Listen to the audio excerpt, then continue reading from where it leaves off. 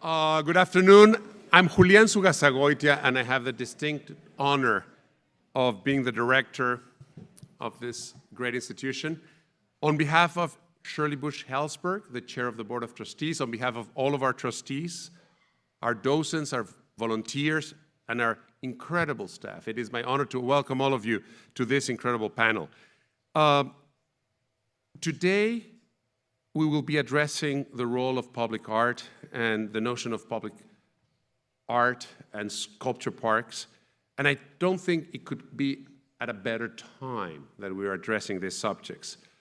So I want to thank Johanna Hutchinson from the International Sculpture Center and her team for the fabulous conference they're organizing and who has brought so many of you to Kansas City tonight. So a quick show of hands, how many people are here for the conference? The international conference. Wow. How many of you are from out of town? Well, welcome to all of you, and thank you for being here and supporting this incredible conference, and I hope it is giving you a lot of insight, and I hope you're also discovering the richest and incredible city that Kansas City is. They used to say that is one of the best kept secrets. If you're enjoying Kansas City, don't keep it a secret, share it with your friends. I know we don't have the best airport in the world. Actually, if with your help, we're trying to solve it. So who is here from Kansas City and can vote in Kansas City? Okay, apparently there's an important vote, and I think it's the question number one. Yes, we want a better airport, whatever it takes. Just please say we want a better airport. That was my political agenda. Now we gotta go to the art. Although in these times, is everything political? That is a question for the panel later on. I want to express my deep, deep gratitude to the Whole Family Foundation. The Whole Family Foundation has the longest standing supporting this institution. It supports us through photography, and if we have the international collection of photography that everybody raves is because it began at Hallmark and is now at the Nelson-Atkins. But they have also supported our Chinese department, and most importantly, for today's subject, the creation and the evolution of the Donald J. Sculpture Park. But also, I want to thank them in particular for bringing us together in this panel. And as you know, the park was born out of the realization that the museum had missed some key works of modernism. We had a clause from our founder that we could not buy art by artists that were not dead by more than 30 years. So at a time that all of people were buying modern works of art, we were collecting the great works of Chinese antiquities and Southeast Asian and American and Greek and Roman and you name it. And so our collection was shaped by some of the thinking of the time. But in catching up and trying to build excellence in what was holes in our collection, the realization was that while we could not buy perhaps masterpieces that were long in public collections, we could still acquire and do transformative work with major modern masters of public art because they were accessible, and then there was a serendipity, and I think chance and serendipity and seizing great opportunity has been one of the things of also this institution. At one point, someone had over 57 Henry Moores in his collection, and that's when Mr. Hall seized the opportunity to bring those into our collection, and therefore the Henry Moore Sculpture Park began. Over the years, and fast forward to key acquisitions and number of commissions, masterminded by the legendary museum director Martin Friedman, the Sculpture Park evolved into what you see today. Martin Friedman's vision transformed the scope and nature of a sculpture park as he had done previously at the Walker in Minneapolis. So tonight, I would like to dedicate this evening to the memory and legacy of Martin Friedman, who is perhaps the glue that brings many of these presentations that you will be seeing in a few minutes together, and who has also been a person that was key and instrumental, inspiring generations of artists and inspiring and mentoring generations of curators. So tonight, dedicating this to the memory of Martin Friedman comes natural because it links so many of us, and we have each one of those Martin stories to tell. But this panel also comes together as we're about to celebrate next year the 25th anniversary of the shuttlecorks by Oldenburg and Van Bruggen, commissioned by the Soslan family to become part of our sculpture park. And who can believe now that what has become the symbol of Kansas City once stood as the most controversial piece of art that this institution has ever acquired? And I know that there's still some people in this city that still think that it is not art. But I think with time and with the embrace of the community and the fact that it has become, as I said, the symbol, we can see how art and how time has evolved. So art in the public sphere being controversial is nothing new, but it seems that the power of art today, as the focus of many debates, as a symptom of our times, has created and has brought to the limelight a lot of these controversies or a lot of lightning rods. At the same time, many of the pieces bring solace, bring peace, bring beauty to environments. And so this is a polarizing time in which one can see one or the other. So this panel also comes as we continue to explore what we have been calling the cultural district around the Nelson-Atkins. And it is a way of saying, well, we have defined space for our sculpture park. We think really that public art is part of the fabric of a city. So the notion of a cultural district is saying Kansas City should be the fabric where public art and artists today play a major role, bringing the city together, and maybe also bringing to light different districts that might have not been so visible. So we had today a day-long gathering that helped us articulate some of the questions and notions that we will be discussing here tonight. Besides the participant panelists, we had the good fortune to count with the insights of various in the field and participating in this day convening. We had from our board of trustees, Shirley Bush-Hellsberg and Rick Green. We had from the Hall Family Foundation, Bill Hall and Angela Smart. We had also Dakin Hart from the Noguchi Museum and Nora Lawrence from the Storm King Sculpture Park. And from the Nelson-Atkins, the participation of Karen Christensen, Catherine Footer, our chief curator, Lisa Fanning, Jamie Rovenstein, and Sarah Bigestaff, who organized and was instrumental in keeping us together. This panel will consist of various perspectives and in the following order. And I will introduce today, you all have this, correct? You took the beautiful little leaflet that says all the bios, I hope. Because I'm not going to read all of their bios in order to maintain the efficiency of time and so that we all have the time also to ask questions at the end. But in the following order, we have invited Peter Murray from the Yorkshire Sculpture Park to be our keynote speaker and to open our panel today with a presentation from a perspective from Europe and also how one of the most historical sculpture parks came to be and in a very bucolic environment. Now, to contrast with a very bucolic environment, what about having a garden in the middle of New York City? And so we will have Brooke Cumming-Rappaport from Madison Square Park, followed by John Hartfield from Socrates Sculpture Park, that is an artist-founded also institution and urban park. Then we will follow with Syrian Berg, who has recently reopened the completely transformed and expanded Walker Sculpture Park, which is sister to our park, but now it's in a new iteration from which we want to learn and want to continue our dialogue. And we will continue with Dan Cameron, that many of you know, will share his previous projects and how all of his previous projects are informing what will be Open Spaces, which is a project that a public and private project organized for Kansas City that will take form in the park and then go throughout the city. And I think this is perhaps the first time that in public Dan will share some of the ideas and how he's coming to that. And I think it's going to be transformative for Kansas City to have next summer Open Spaces. And closing the remarks today, Gonzalo Casal will further open the conversation with his various perspectives that take him from Museo del Barrio to the High Line, and today he's leading the Leslie Lohman Museum of Gay and Lesbian Art, and will present perspectives also from what it is the Commission in New York City thinking about public art.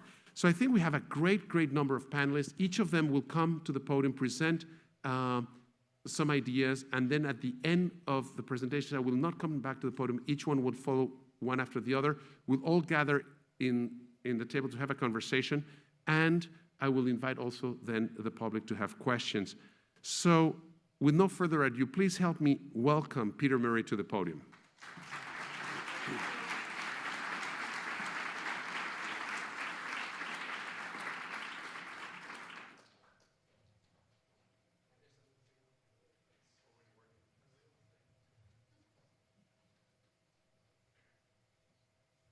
Well, thank you very much, and really it's a great pleasure to be here. It's quite interesting that I'm coming from, I suppose, a European perspective, but the Yorkshire Sculpture Park is set in 500 acres of wonderful landscape. But one of the things just to remind you all about is that although this conference is about the urban core, and we are not very far away from it. We have something like 10 million people within 1 hour's drive of the Yorkshire Sculpture Park. The other thing I just want to mention is that my talk is really to do with artists, it's to do with education, it's to do with understanding the landscape, and a commitment to making art accessible. Great art for everyone, open access to the arts and open access to the landscape.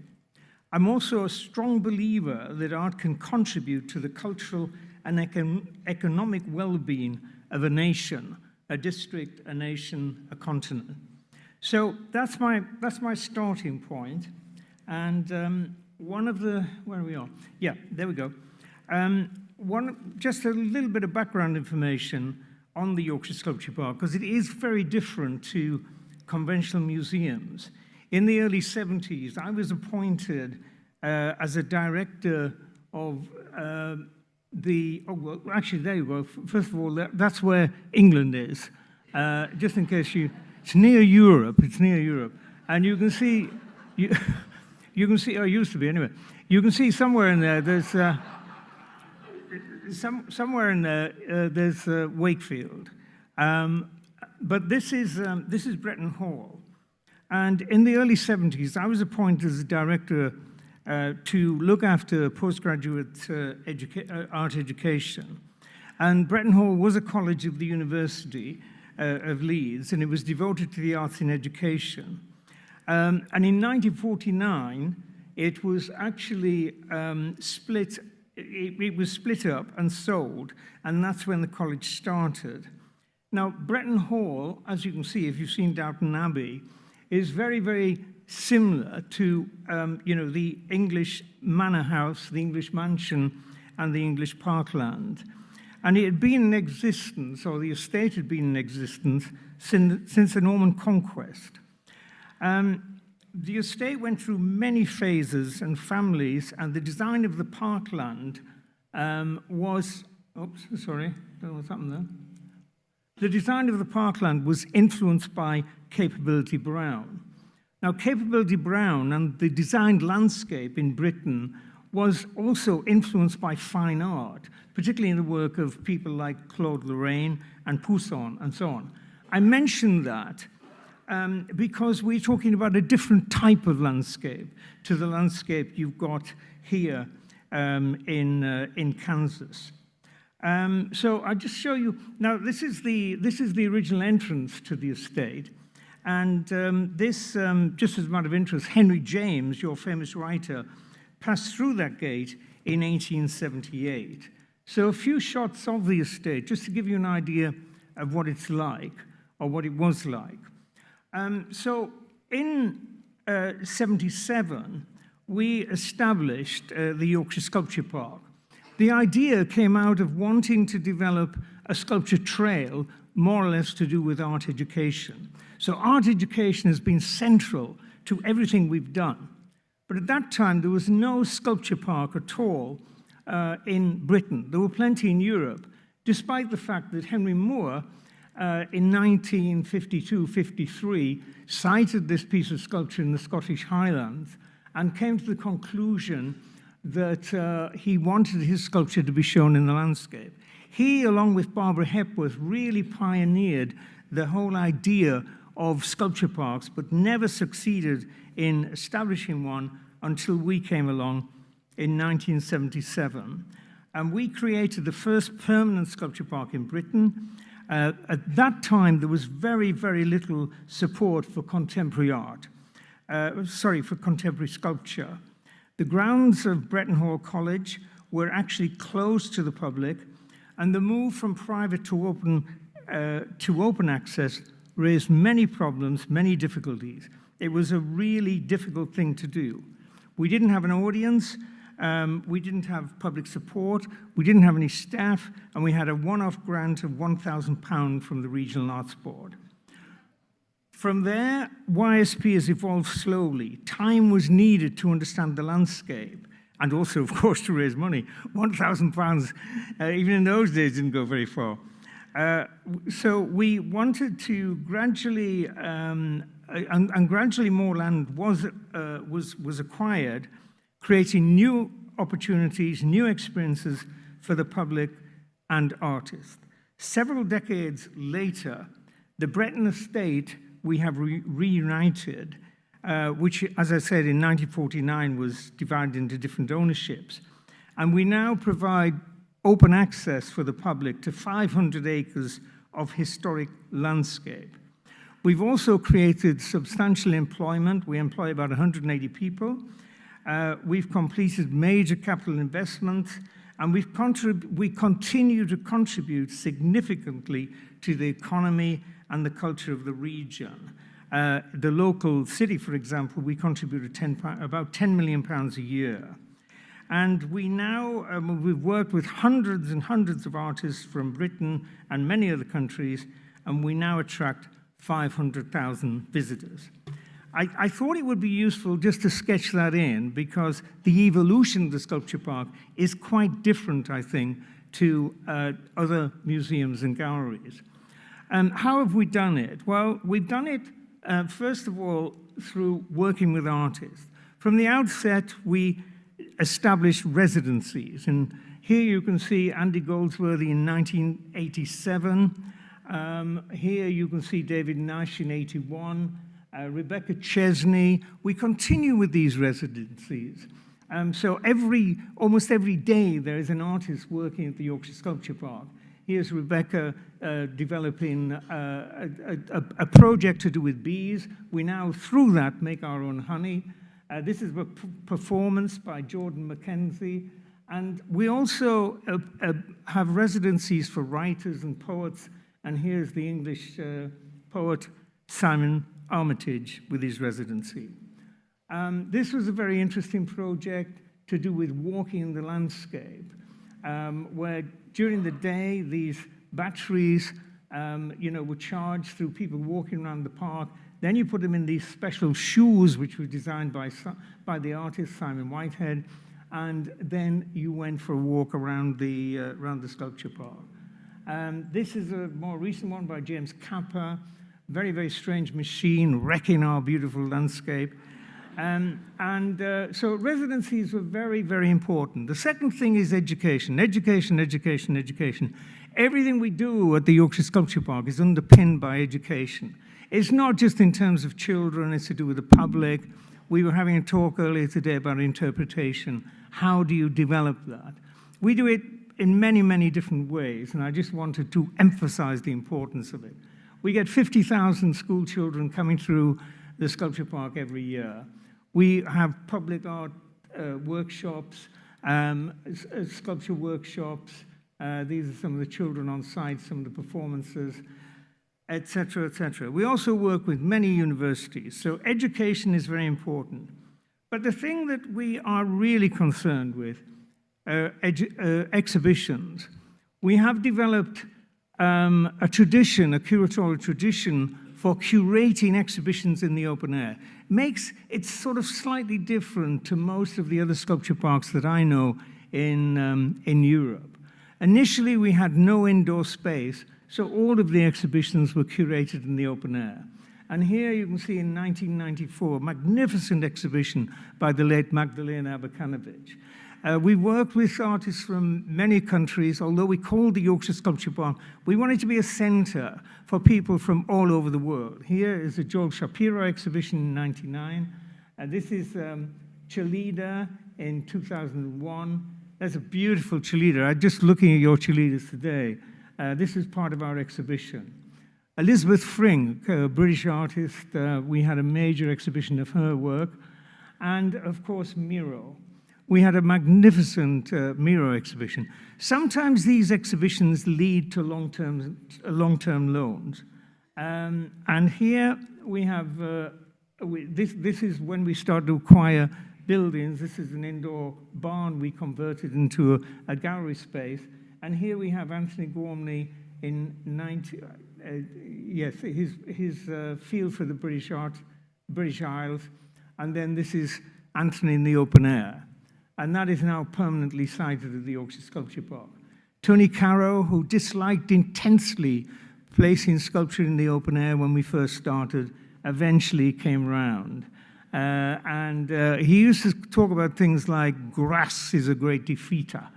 And eventually persuaded him, and here's his promenade, which is now on permanent loan at the Sculpture Park. This is Barbara Hepworth, who was born in Wakefield, the town where the Sculpture Park is, the family of man, one of the great pieces of a British sculpture made in 1970. Henry Moore was a great supporter of the Yorkshire Sculpture Park. He became our patron. He gave us some money. Without his money from his foundation, we could not have survived. Henry Moore was born in Wakefield, or near Wakefield, and so what we've done is we've actually dedicated a piece of land to the memory of Henry Moore. We have 96 acres where we show changing projects of Henry Moore's sculpture, supported by the Tate and supported by the Henry Moore Foundation. And here you can see, we were talking about Henry Moore earlier. When you see Henry Moore cited like this, you can see really what he was about, the power of the work. The context is so important. Here's the installation of one of Henry's major pieces, and there's the final piece. In this piece, we've just actually altered the landscape slightly so the sculpture trips off the landscape rather than sinking into it. Once we got really to know the landscape, once we began to understand the complex nature of our historic landscape, we had the confidence to start to organize site-specific projects. And this is James Turrell, a deer shelter. It's converted, a historic building which he converted into a sky space in 2006. There you are, that's the outside. And that's the inside. And then David Nash came back and in 2013 did this installation which became a site-specific piece. That is what's left of the sculpture. Andy Goldsworthy came in 2007 to celebrate our 30th year and had a major exhibition, one of the biggest exhibitions he's ever had. And as a result of that, we ended up with 3 site-specific pieces of sculpture by Andy. These are trees from our estate. The stones are from nearby, and it's quite an amazing piece of sculpture, bringing wood and stone together. And it's set in the ha-ha, the dilapidated ha-ha of the historic estate. And there you can see it. It's like a pencil line on the landscape. It just touches the landscape. Andy also developed one of his sheep folds at the Yorkshire Sculpture Park. So here we have a functional work of art. Our local farmer who leases land from us uses it several times a year. These are Andy's sheep paintings where what he does is he puts the canvas on the landscape, on the ground. He puts a sheep feed in the middle, and the sheep come and eat it. And the result is these wonderful paintings which we had on display. That's our visitor center. It took us about 20 years to raise the money for that. This is our underground gallery. And this extended the possibilities of exhibitions. We learned from the Louisiana, we learned from the Kuala Mulla, etc. And this is a major exhibition of Isamu Noguchi, And the biggest, I think probably the biggest Noguchi exhibition in Europe, certainly the biggest in Britain. It was a fantastic show. And that's the indoor part of the exhibition. We've also, on the estate, there are historic buildings, and we've converted some of them. So we've actually restored the old chapel, the estate chapel, and we restored the interior, and we opened it with a beautiful Ai Weiwei exhibition. And then this tree that you can see there is on permanent loan. We have a collection. We don't actually buy work. All of our money goes into residencies, education, looking after the land, and of course exhibitions, major shows.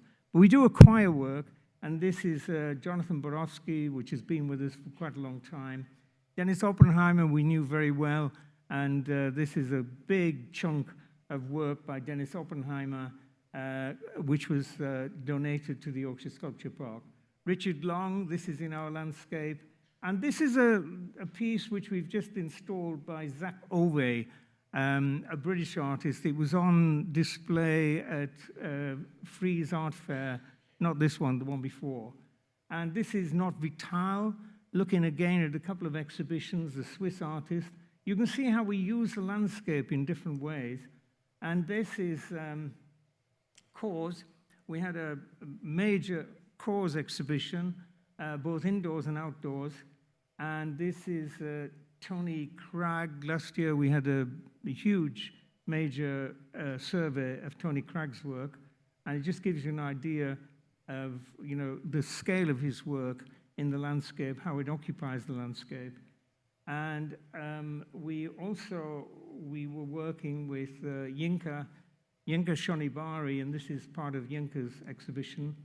Jama Plenser, we did a huge exhibition of Jama's work, and this piece now is on permanent display at the Sculpture Park. I want to show you these by Ursula von Reinsford, who I've known for a long time, and we gradually moved towards a major show in 2013-14. And I know you've got a wonderful Ursula here, and I just want you to have a look at this, our exhibition. I'm not showing you the indoors, I'm just concentrating on the outdoors. We took Ursula's exhibition to Venice, the Biennale, not the last one, sorry, not this one, the previous one. And this is an example of Ursula's exhibition at the Biennale. And there, back to Yorkshire. So you can see, it was a fascinating contrast between this tight space, little garden in Venice, and the Yorkshire Sculpture Park. This is our security, and one of the things I'm going to finish, just finishing now.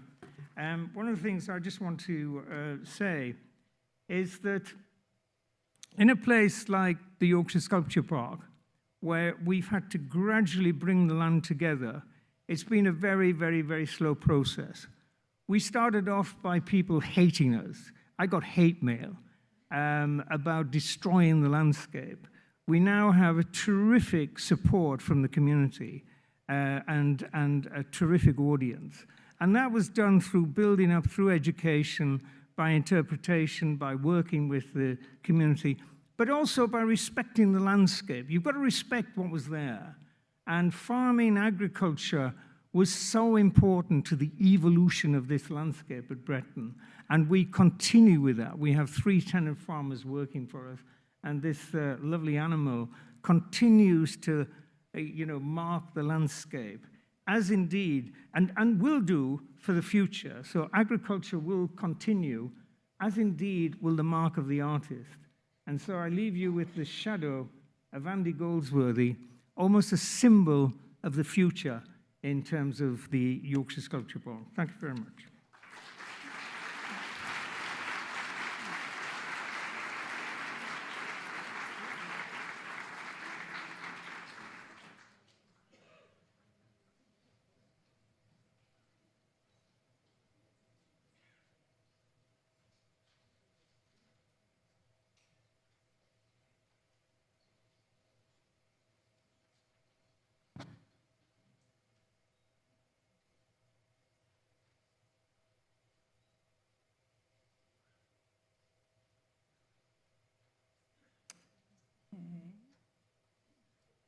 There we go. Got it. Okay, hi everyone. Good afternoon. It's a pleasure to be here at the Nelson-Atkins and to participate today. Thank you to Julián, to Catherine Futter, Lisa Fanning, and your colleagues for the warm welcome you've given to all of us. I'm here to share reflections on Madison Square Park Conservancy's public art program in New York City.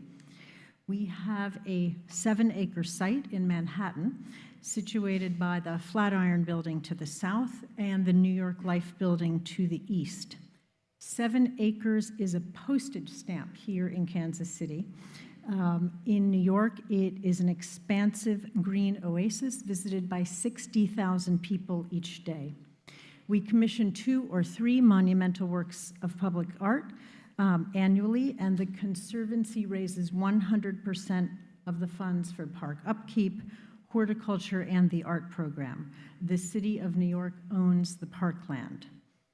Since 2004, our program has realized 35 projects by extraordinary artists. The outdoor sculpture has focused on figuration, as in the works of Jaume Plensa, Antony Gormley, or Alison Saar. We have shown sculpture inspired by the outdoors, like these forms, tree forms by Roxy Payne and Giuseppe Pannone. In the winter months, we often select artists whose use of light as a prominent material or subject brings luminosity across the darkest days of the winter season. This is Erwin Reddle's project, which opens in 3 weeks in Madison Square Park. Last summer and into the fall, for Josiah McElhenney's Prismatic Park, we commissioned and collaborated with resident artists on poetry, music, and dance. Public art is the locus of some of the most innovative practice in the contemporary art field today.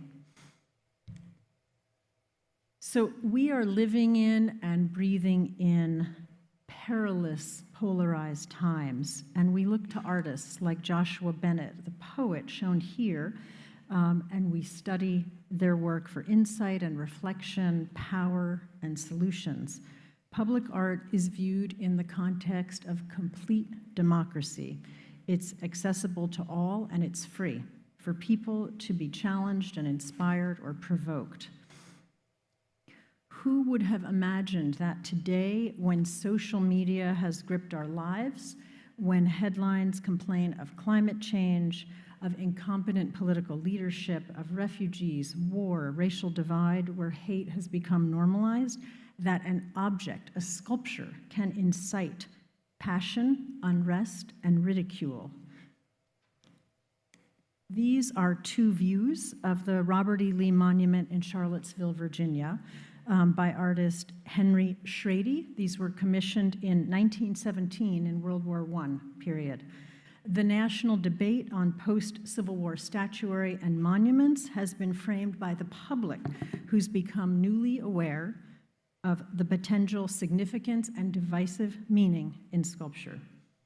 I want to walk you through 2 significant works, one historic and one contemporary, in Madison Square Park's rich history and nimble present. For 6 years in the late 19th century, between 1876 and 1882, the Statue of Liberty's arm and torch were on view in Madison Square Park.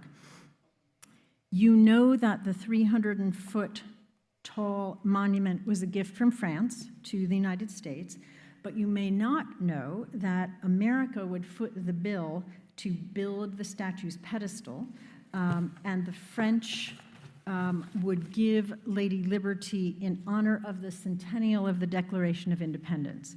So in Madison Square Park, to raise money for that pedestal, with a 50-cent donation, a visitor could climb a ladder in the arm leading up to the torch.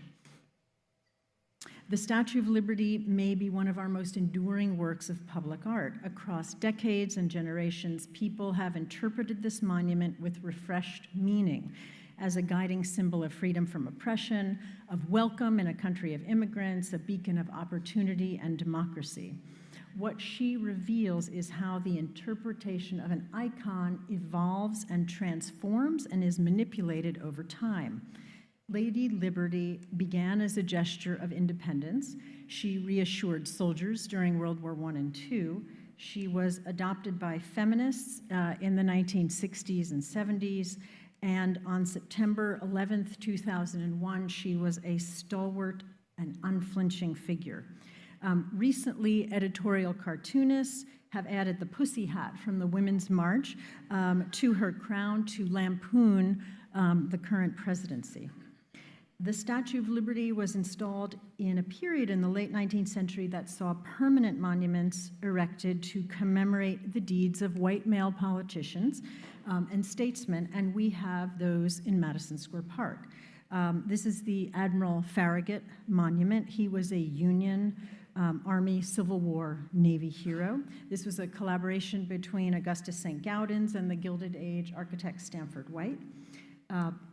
Roscoe Conkling was an American senator who supported African American rights during Reconstruction.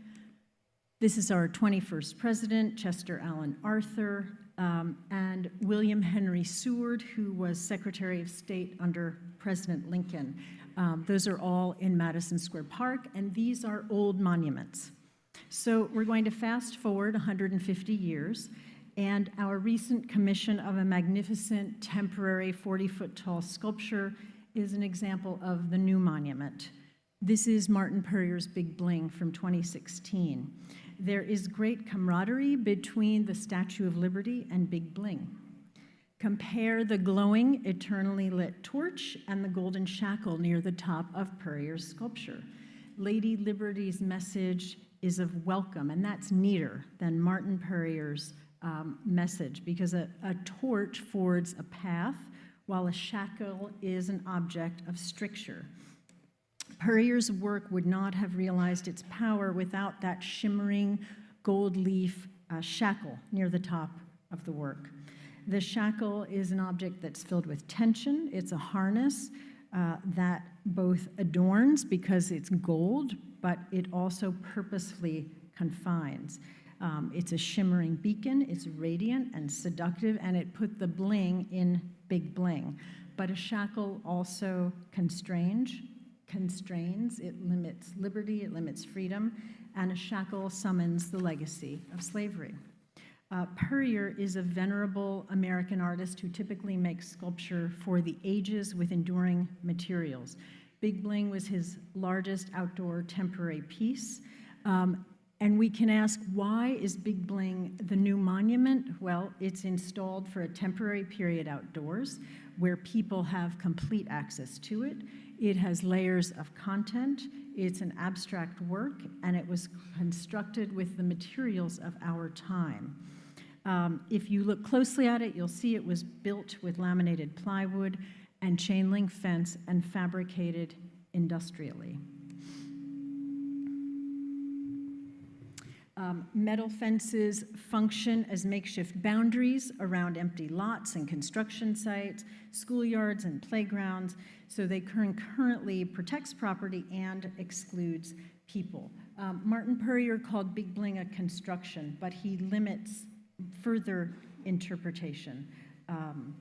So now is the time to focus on the new monument and the role of public art in bringing these works to our museum campuses and parks, gardens and plazas, squares and commons. Doris Salcedo's 2003 project for the 8th International Istanbul Biennial addressed migration and displacement.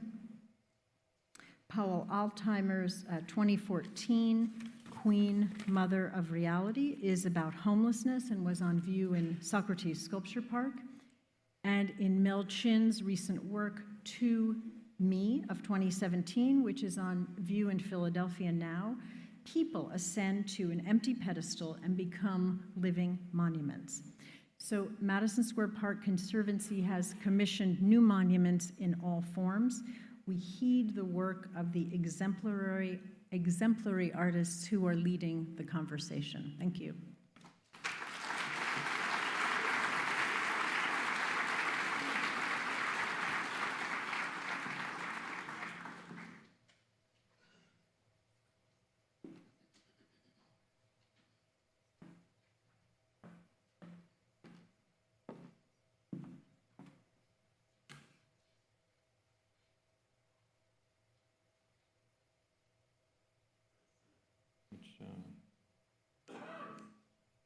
One more? Okay, that's me. It's such a pleasure to be here this evening, and especially to be talking about public art with such esteemed colleagues. I want to just sort of jump right in with the fact that Socrates is a dump. So that's not a metaphor, that is an actual description. The park was, it's a 5-acre parcel of land that the artist Marc de Souvreau, who had a studio nearby, had the vision to see the potential in this landscape. And so he took it upon himself to begin the process of pulling out the old cars, pulling out refrigerators. And in that process, the community began to join in this reclamation process. So this is a significant sort of origin story, because it is the fact that the community is baked into the very beginning of this sculpture park. So when people think about sculpture parks, mostly they're usually thinking about bucolic rolling hills, grand trees, massive gardens. That is not what Socrates Sculpture Park is. You'll see here the density of New York City, and Brooke was saying what 7 acres means. So 5 acres, you can see down in the middle of the picture, that's that one blank spot. So it's an incredibly valuable resource that was left in great neglect. So fast forward 30 years, it's not really a dump. It is hardscrabble though. Many improvements have been made over the years. And when I talk to other organizations and other municipalities, we are often cited as one of the very early models of what's kind of become commonplace language called creative placemaking. At the time, there was no language for this, but it was really an artist and an artist's vision that was able to galvanize a community and have that energy to have a transformative impact on a rather blighted and frankly a sort of dangerous part of Queens. So just briefly, we do 3 things at Socrates, and I kind of put them in this bucket and this sort of categories because it's a delicate balance between these 3. We are primarily a visual arts organization presenting public art. We are very much a community hub, and we are a New York City public park, open 365 days of the year, and everything we do is free. Just some facts, about 200,000 people come to the park. 40 of those 1,000 are participants in some form of things that we are organizing or hosting. We have about 11,000 children in arts-related activities. Over the 30 years, we have presented 1,100 projects with artists. So everything at Socrates is temporary. It's coming and going. So it's a highly active park in that regard, with 103 events, 50 collaborating nonprofits. So again, this is pretty critical when you look at the last line, which is 7 full-time staff members. So when I say there's seven people who work at this organization full-time, people go, no, that's not true. It is true, and it's true because of the 50 collaborating partners. So what does this sort of look like in the park? Free yoga is provided. We do kayaking in the East River. Some people are very adventuresome. We host a green market every Saturday. We're also a host for any number of musical performances. The Met Opera comes every year. It's kind of staggeringly beautiful to hear an aria in this part of Queens on the waterfront. It's kind of a spectacular moment for us. Community events, these community events can be up to 3,000 to 7,000 people coming into a 5-acre spot. We've done dance series and worked with choreographers. We've had many artists come in and do performances that make me very nervous. and check my insurance policy for, are we really covered for that sort of thing? Also, we've probably the longest running outdoor cinema presenter. And not only is it outdoor cinema, but it's of a very particular kind. They are all foreign films. So we are presenting films in a number of different languages in the context of an exceptionally diverse community. So an Albanian comedy, they do exist. We'll have a park full of Albanians wanting to come and see a film in their native language and laughing at things I honestly have no idea why they're laughing. We also run a Jobs Works program. So this is, begins to get a little bit interesting in terms of mission. So in the Jobs Works program, this was a moment where we began to become very sophisticated in the kinds of programming and how we're involving the community. We do not have expertise in this. So those 50 partners, we identify expertise and partner with people who do have that. We're not a social service agency, but in some ways we act like one on the ground. So we partner with them.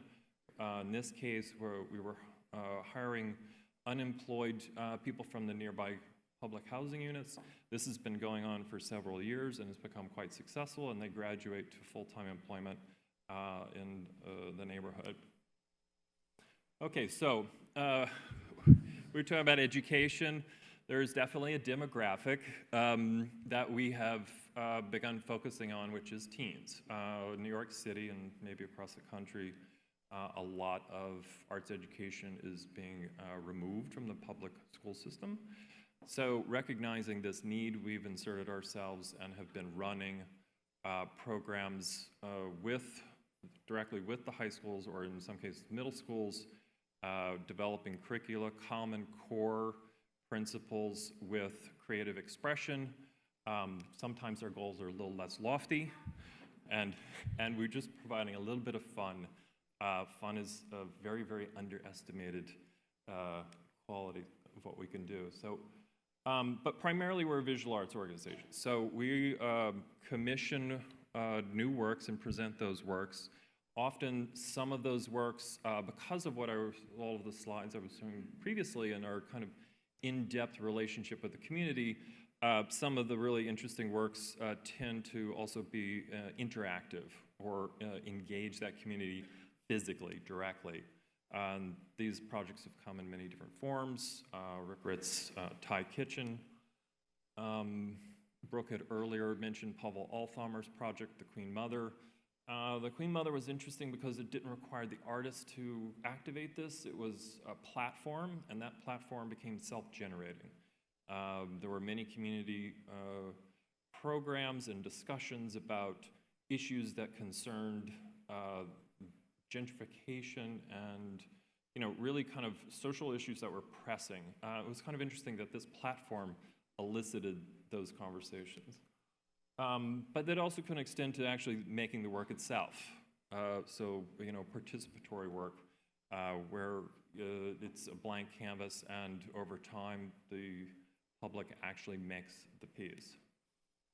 We've extended our programming into different disciplines and have partnered with the Architectural League of New York to commission structures within the park to improve how we function.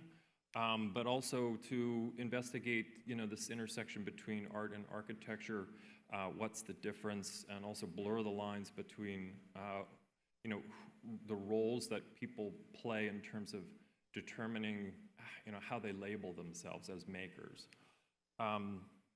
We do have opportunities for two-dimensional presentation, which we take advantage of through a billboard. This is at the entrance to the park, so the first thing that you see is not signage. The first thing you see is a work of art. Because it faces out towards the community, one of the interesting things is that it reads as advertising, or it reads in this sort of urban landscape as a billboard that might function for, basic sort of a capitalist purpose. So we do kind of tend or think about that in terms of the content of the work and the kinds of things that we're selecting.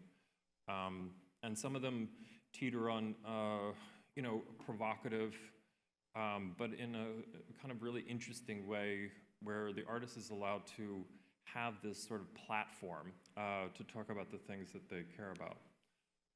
One of the things we're very well known for is supporting young artists. So for quite a long time, Socrates has run what we call the Emerging Artists Program. Emerging artists, for us, is somewhat self-defining. If someone wants to call themselves that, we allow anyone to make an application, and we receive it's an open call, so it's about 300 applications every year for 15 residencies. Those residents often make the work on site, and then it results in an annual exhibition every year at the park.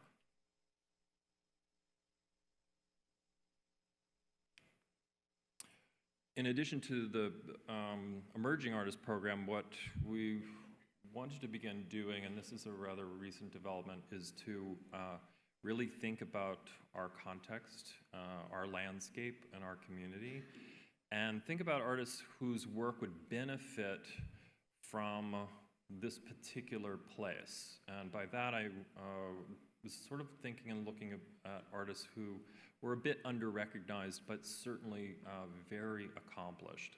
So this is a major project by Agnes Dennis, and also to up the ante a little bit in terms of our investment in these projects, and to make them rather ambitious and realize the dreams that may have been dormant for some of these artists.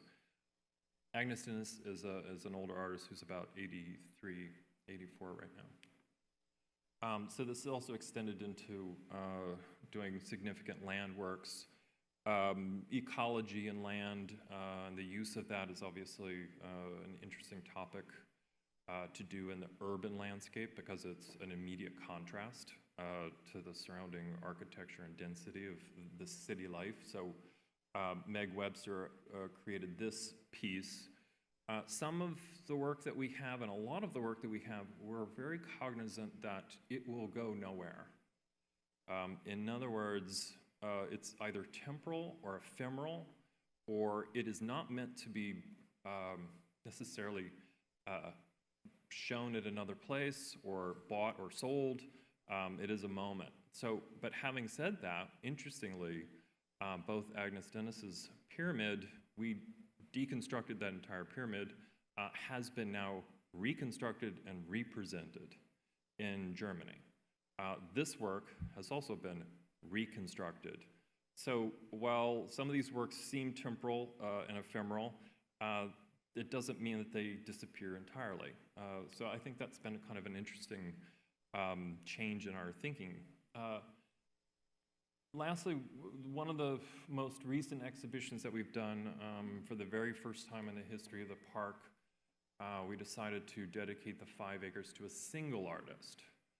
So this is a bit interesting and unusual to really consider that 5 acres as an exhibition space and allow an artist to make multiple works that resonated and spoke to one another. So this is one of the pieces that was made by Nari Ward. I don't have a slide, but this is a replica of the Apollo sign at the Apollo Theater that was recreated, but the A and the O in Apollo flash off. So basically it's a word play. Apollo appears and then pole appears.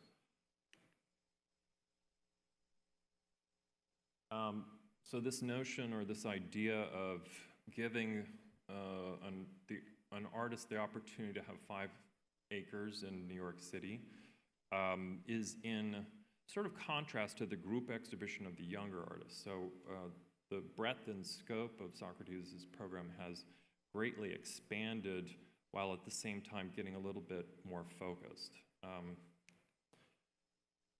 One of the more unique and enviable aspects of Socrates, and in fact, I can't think of another certainly sculpture park that's in any urban area that also has fabrication facilities. So all of the work that you just saw was actually made at the park. That is an enormous advantage in terms of cost. So this very modest organization can be incredibly ambitious because we are making this work ourselves. It also does something which is a little bit interesting and unusual in the fact that it lends a transparency to the creative process. So as visitors come to the park, it's a very, very fluid situation. They are always experiencing an artist in the midst of creating work. We are always installing work. It lives a life, and then it's being deinstalled. So there's multiple entry points for people visiting and thinking about the work, and also an engagement in terms of, what is this work about, having access to the artist. I don't want to use the word demystification, but, museums and even other public art, this thing has to come between, 6 p.m. and 6 a.m., and it just appears. It comes on a truck, and there it is. So this is a little bit different. You can see the evolution of work as it happens. So I wanted to be brief because I just wanted to get onto some topics that we might discuss later, but this is just a few little observations, questions. Public art reflecting our cultural values, good and bad. I think the fact that public art is now being instrumentalized is a question for me. What does it mean to put in service public art for certain civic goals or certain kind of economic goals? Recently, because of the diversity of where we are, and also certainly the diversity of exposure in the city, I've become very reticent to ascribe any audience. I don't know who this audience is. So this idea of that you kind of are thinking about public work in relationship to a specific audience or playing out how an audience may or may not like or react is almost becoming, I won't say a moot question, but it's becoming a question where it's more off to the side now, at least for us. And can art gentrify? If we're talking about instrumentalization and we're talking about all the positive things that this does, I do think that we have to address and think about the consequences of those. And this is also a very particular issue in our part of the, Queens. Does it improve quality of life? Yes. Does it mean that economic gentrification comes in which case there's displacement that's occurring, and then the sort of causal situation where we ourselves have explained art is going to do this, it did this, and so now what? I think is a very interesting topic for us, particularly now in terms of the future of public art in city spaces. So I'm going to leave you with those, and thank you very much.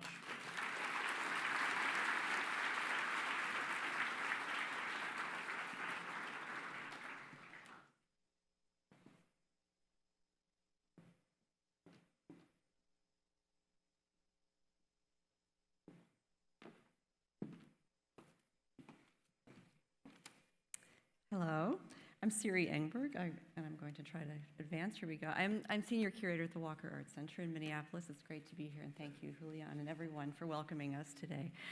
I'm going to talk a bit about the Walker and the newly reconstructed Minneapolis Sculpture Garden, and then I'd like to also end my talk today with a bit of a case study about a controversial sculpture that many of you may have been reading about in the news.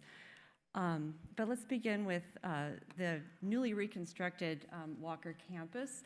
What you're looking at here is the entrance, which is brand new, opened last November, which was phase one of a two-part and 3-year reconstruction of the Walker campus, looking at the Minneapolis Sculpture Garden as well as the land surrounding the Walker Art Center itself. which involved the installation of many new sculptures, the complete reconstruction of infrastructure in the sculpture garden, and a new greening around the entire Walker Art Center building, which you're looking at here. This is the side of the building that was the 1971 structure designed by Edward Larrabee Barnes, who also designed the Carnegie Museum and other museum spaces. The Walker is an arts center, which means we present the visual arts. You're looking here at the inside of some of our gallery spaces with some of the key works in our collection and some temporary exhibitions as well. We also present the performing arts and have a curatorial program and a very active ongoing program of performing arts events for audiences. And we also have a curatorial program of moving image and cinema work as well, and dedicated spaces for all of those disciplines, and many opportunities within our programming to cross disciplines as well. And a fourth component of all of this is the Minneapolis Sculpture Garden. You're looking here at an image of Klaus Oldenburg and Kosha van Bruggen's Spoon Bridge and Cherry, which was designed in 1988, installed as the centerpiece of then the newly constructed sculpture garden, and was a piece that Martin Friedman, who we've been speaking of today, brought to the Walker. He was then director, had a 30-year tenure at the Walker, and I'll talk more about him in a moment. But this notion, I think, that we will touch on today and have been talking about earlier about sculptures, works of art becoming really signature pieces, signature emblems for urban spaces is certainly the case with Spoonbridge and Cherry, which is now, as I was saying earlier today, it's become larger than the Walker, it's larger than the Minneapolis Sculpture Garden. It's really something that has been embraced and owned by the Twin Cities. So much so that you see it you see it in the airport, you see it in a cartoon form on packaging, you see it everywhere. And it really has just become this wonderful symbol that has been taken on by the city itself. I want to just give you a snapshot of some history of the Walker Sculpture Garden, of the Minneapolis Sculpture Garden. This is the Walker as it existed in the early 1980s, and so you can see it used to have kind of granite stairs and stepped all around the building, and parking lots in front. And then looking out from the Walker Terrace, as you see on the right, was a large expanse of green that was filled with ball fields. So it was very much a recreation area, but not so visually compelling. And so Martin Friedman, along with the commissioner of the park board, David Fisher, together had a vision that this ball field area could be transformed into a park for sculpture. The land is owned by the Minneapolis Park and Recreation Board, and it was in 1986 or so that they really hatched a plan to be fully collaborative partners to create an urban sculpture park. The space is 9 acres, since we're all sharing our acreage today. It started as really an opportunity to think about how something could be right in the center, right in the core of the downtown. And it is one of the busiest corridors. You can see the traffic. There's a highway going. This is Interstate 94, a major corridor right next to it. So it's very much in the center of what's going on. And here we see the Walker in 1971, the Barnes building. And I wanted to bring this slide in because you can see that it's got green all around it. When it was first designed, that was a very important part of this idea that the building itself could serve as kind of a sculpture with the green around it as more of a pedestal. And this is something that we wanted to get back to with the reconstruction of our campus. And the building itself is a wonderful simplicity of rectangles that give you sequential gallery spaces. That it was really a building designed for sculpture inside. It was built in '71 when artists were beginning to install work that lay on the floor, that was off the pedestal, that was leaning against walls, hanging from ceilings. And this is really a building that embraced that kind of installation. And So the garden, as it began to evolve as a design, became a very interesting reflection of those spaces outside. So this is an early drawing for the garden, which shows the 4 quadrants, which become outdoor rooms to house the sculpture. And this is an aspect of the garden design that was retained in our current reconstruction. On the right, you see Martin Friedman with Commissioner David Fisher. And one of the things that Martin very much wanted to do in creating the sculpture garden was to commission. And this is a long tradition at the Walker, and one that we wanted to carry forward with the artists that we were bringing into the space in 2017 as well. But the first artist invited to create a work for the garden was the duo of Klaus Oldenburg and Kosha van Bruggen, shown here in 1988 with the maquette for Spoonbridge and Cherry. The idea was that the garden would rotate around a fulcrum piece, a fountain that would become the centerpiece around which other works could live. And so they were the first to begin thinking through the space, the location, the context of Minneapolis. And here we see the garden as it had started to grow in a bit. This is 1991, where you can see the 4 quadrants, Spoonbridge and Cherry at the center, and then what was a few acres added towards the back as an extension of the space. Along the side is a pavilion in glass that at the time was tropically heated and had palm trees inside, and a glass sculpture by Frank Gehry. And in the front quadrant was, you see a piece by Jenny Holzer and a piece by Dan Graham. These were added in the early 90s and are both pieces that are now still there. And I wanted to show just the difference. By 2010, this is how the garden looked. The trees had become very, very mature. Many of them which had been kind of randomly planted, particularly in the back section of the garden, had started to kind of overtake the sculptures in the space. We were having major drainage and irrigation issues because the infrastructure built in 1988 was starting to fail. And so together with the park board, the Walker went for bonding from the state of Minnesota to do a reconstruction of the infrastructure of the garden to take it into the next generation. We knew we needed to address things like the drainage and irrigation. We are on the Mississippi watershed at here in Minneapolis, so it's very much something that has to be managed, the water. And we also wanted to make the garden more accessible, to bring it into current standards for ADA accessibility. We wanted to create a space that would have more diversity of plant life. We heard from a citizens advisory committee that we worked with that it was important to the public to have more seasonal change, more access to the garden in winter, more native plants. A lot of things came forward that we very much took to heart in the design of the new space. So this is kind of the before picture. And then as the garden design developed, you can see that we really retained that quadrant concept in the front. Spoonbridge and Cherry didn't move because we wouldn't dare touch it. And then the back section of the garden was completely reimagined. This idea of harnessing the water, of more sustainably managing stormwater was a very central part of the back area here. So the design that was developed by Osland and Associates, which is a landscape architecture firm in the Twin Cities, was this idea of 3 kind of islands, which are surrounded in the center by what is called a wet meadow, or sort of a prairie-like environment that can collect the water, and it can also just be allowed to be wild. So grasses are planted there now, which in a year or 2 will be waist high. It's very much about letting the landscape kind of free itself a bit and do what it needs to do in terms of shedding the water.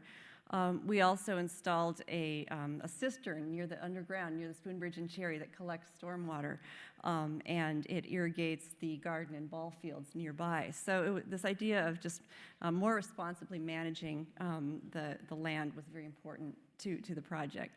But these 3 circles that you see form really natural pedestals, and it gave us kind of a new template to work with. In order to do all this underground work, which is not very sexy, we actually had to take out every sculpture, almost, except for Spoonbridge and Cherry and a Richard Serra and a few other very monumental things. But it gave us curatorially the opportunity to really rethink a lot of the narratives that were going on between the sculptures, thinking about old works, how they could be recombined with new things. And it was really kind of a once-in-a-generation opportunity to think about the garden really as an exhibition. So the other part that we wanted, and I'll talk more about the art in a moment, but the other part of the project involved the land around the walker. So what you see here is what is now called the Wordle Upper Garden, and it is actually a hillside that once housed the Guthrie Theater, which is now along the Mississippi in a fairly new building designed by Jean Nouvel. But for a long time, this open hillside was just that, an open, bare space next to what was the new expansion of the Walker that you see to the left of the building by Swiss architects Herzog and de Meuron. And the idea with the upper garden was to create a frame for the hill.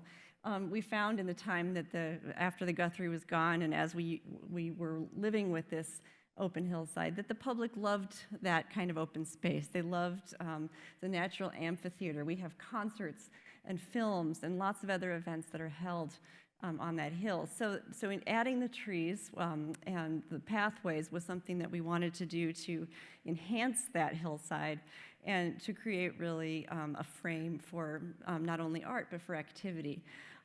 This design was done by Petra Blaze of Inside Outside Architects in Amsterdam. And it has really created a wonderful area for us to work with sculptures from our collection and also to connect them with what is a sky viewing space by James Turrell. If you look at the white building over here, and there's kind of a little bunker-like structure off to the right, that's the Turrell sculpture. And so this idea of adding pathways and companion works to that landscape was very important for us to remind people that it was there, because I think it was sort of a hidden gem. So back to the art. We really wanted, as Martin Friedman had done in 1988, with artists like Klaus Oldenburg and Kosha van Bruggen, artists like George Siegel, with Deborah Butterfield and others, to offer the opportunity to artists to create brand new work from the ground up. So there were 6 site-specific commissions that were part of the new project.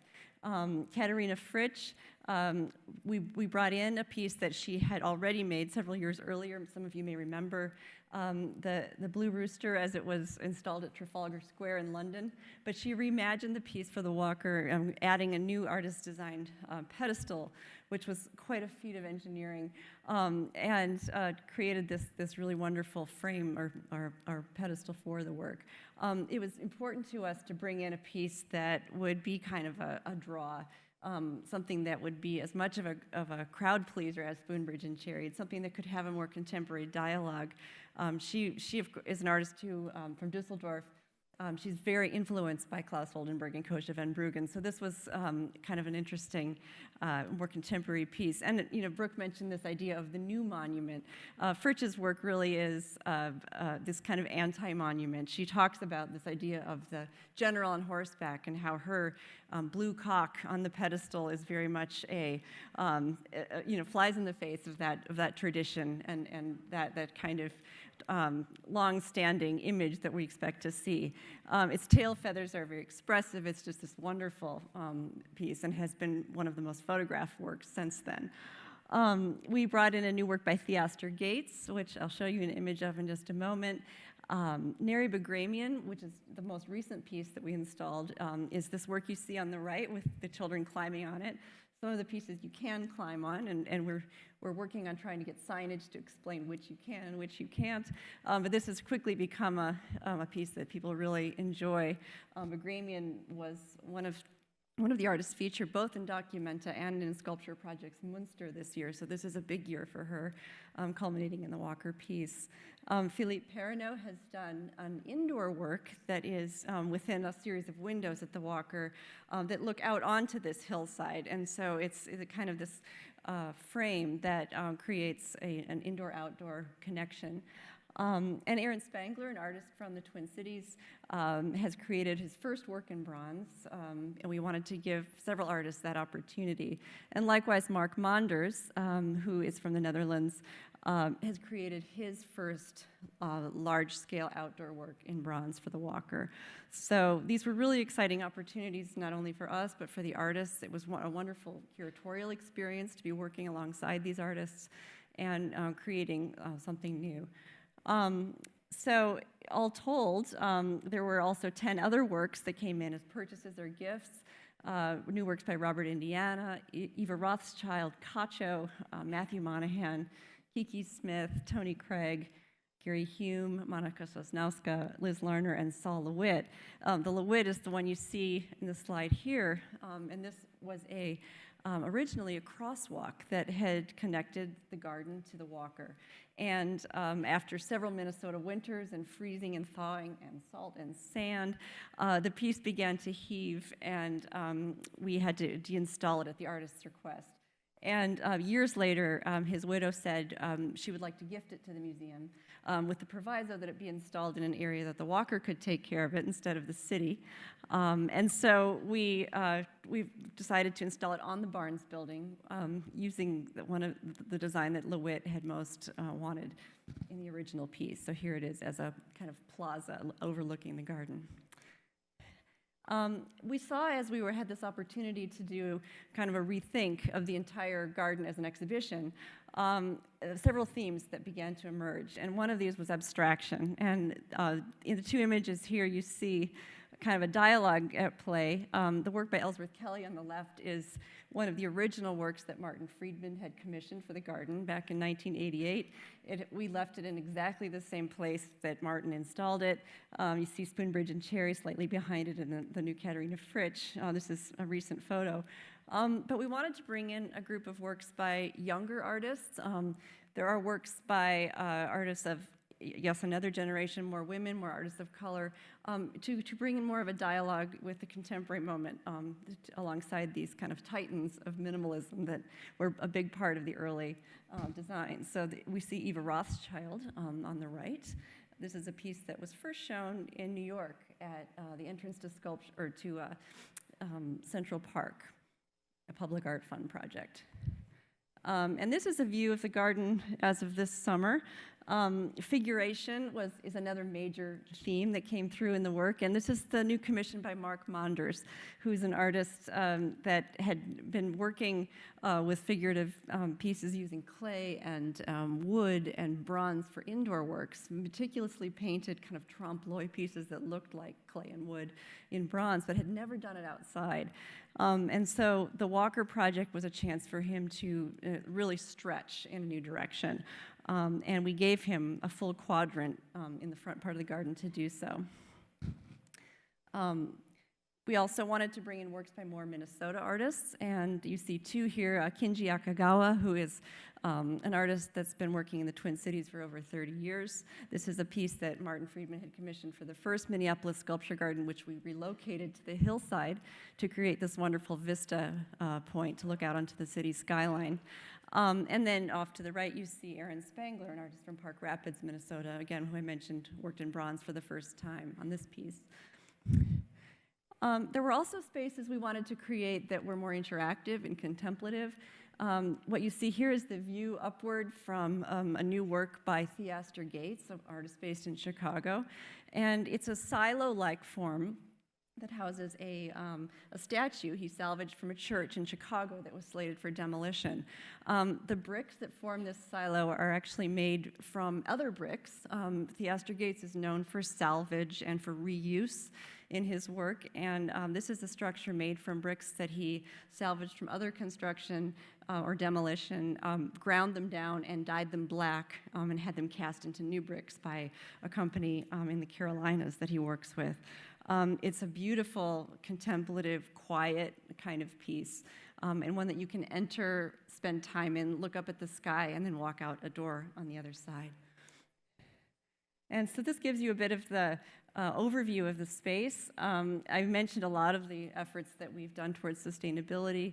You see the very young meadow in the background next to the Theaster Gates with very short grass, but this will soon become very wild on the right. There's Robert, Indiana, other new works. But this gives you a sense of the openness that's there now. The idea about creating a space that was more porous and open to the community was very important to us.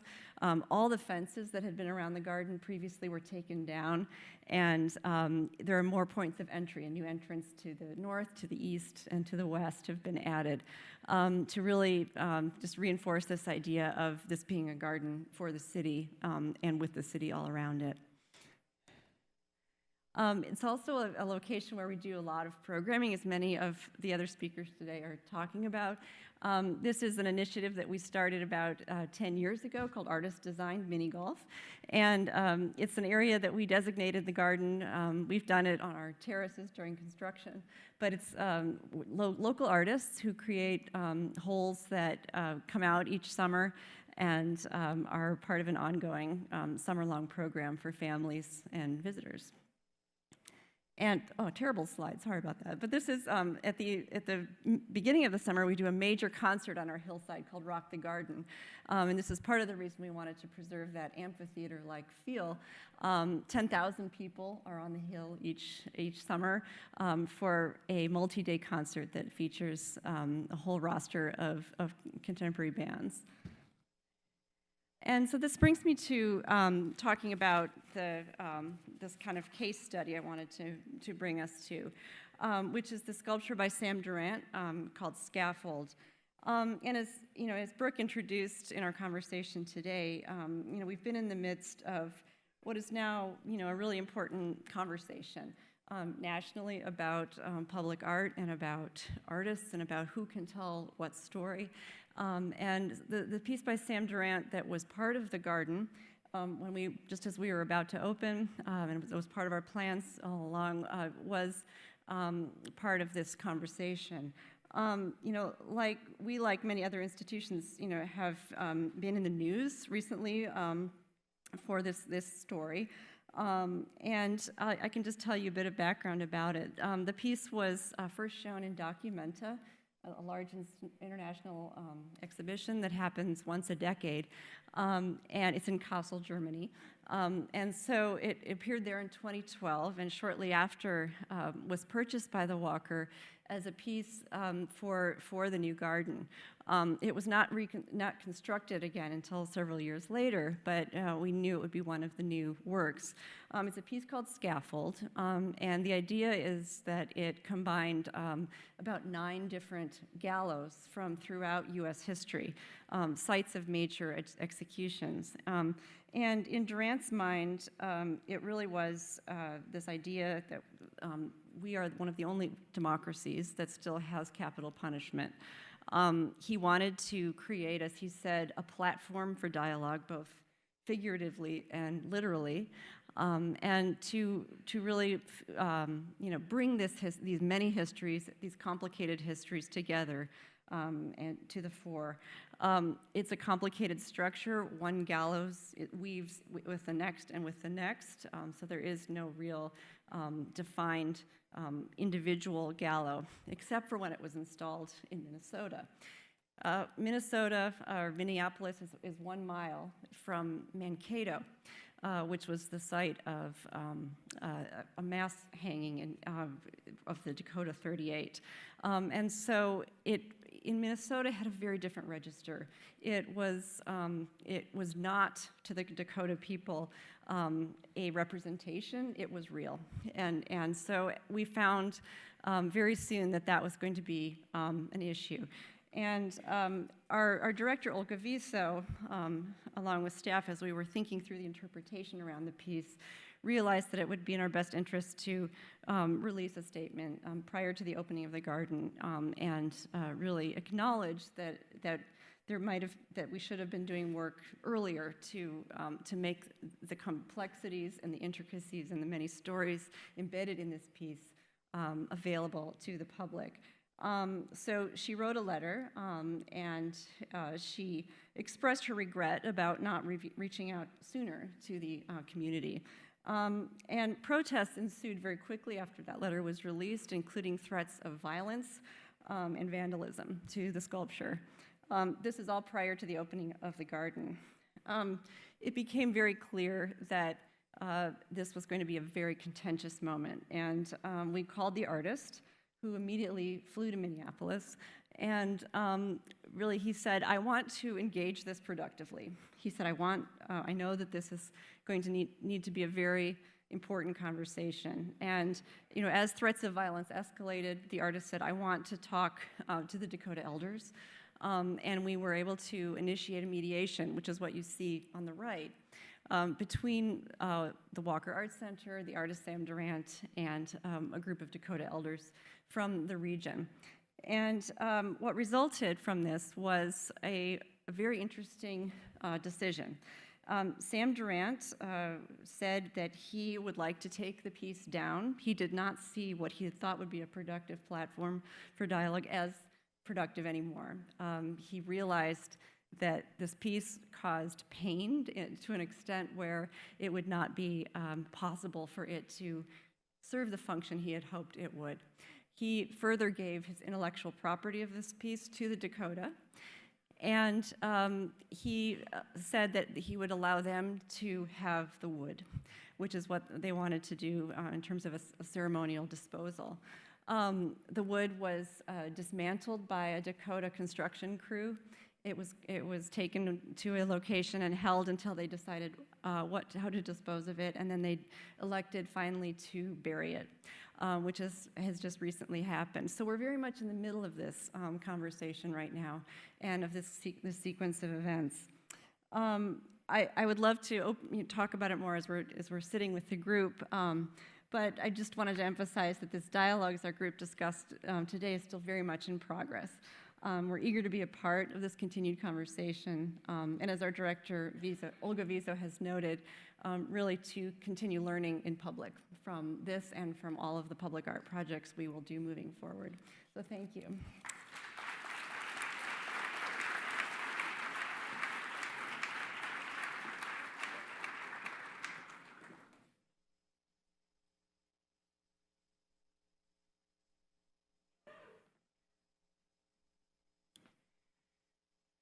Good evening, everyone. My name is Dan Cameron. It's really an honor to be here, invited by the Nelson-Atkins as part of the International Sculpture Conference. I'm very happy to be with so many esteemed colleagues, and I particularly want to thank Sarah and from the staff of the Nelson-Atkins, and of course, Julián. I'm probably the first person to come up who does not actually represent an institution as such. I've spent probably half my career as a curator working inside of institutions. But I found when approaching this subject that I was leaning more and more on the work that I've done independently. So I'm going to kind of try to construct for you a little bit of a précis for what I'm working on now, which of course is directly relevant to Kansas City. My first image has nothing to do with my practice, except insofar as a curator, I'm very research-driven. I kind of find I'm compelled to see everything I can possibly see in order to know what I'm going to be working with. And this summer in Kassel, in Documenta, the grand prize, the Arnold Baudet Prize, was won by the artist Olu Ogibe. And the piece that he showed was incredibly powerful, and we talked about it a little bit today, because when you come across this work at the Königsplatz, you're in the middle of the city of Kassel. It's a very urban environment, and at first, it's not really clear that what you're looking at is even a work of contemporary art. The obelisk is one of the most recognizable and legible sculptural/architectural forms. It comes from the past. It's very recognizable as belonging to a tradition of public monument. And yet at the same time, there is an inscription. And when you look, there's 4 sides, and the same inscription appears on all 4 sides, but in 4 different languages. And the inscription says, "I was a stranger, and you took me in."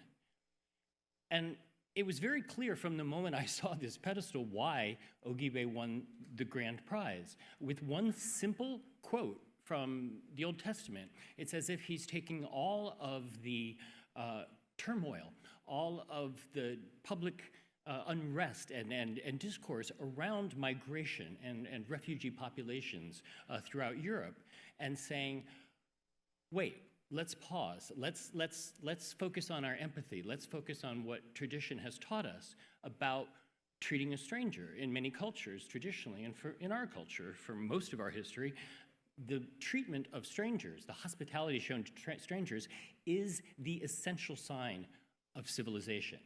If you can do that, if you can muster up that empathy, that is the sign that you have immersed yourself in civilization as a full participant. I was so happy when Brooke showed this work, because I find that my own work as a curator has led me to look at public art in a sort of a sideways manner.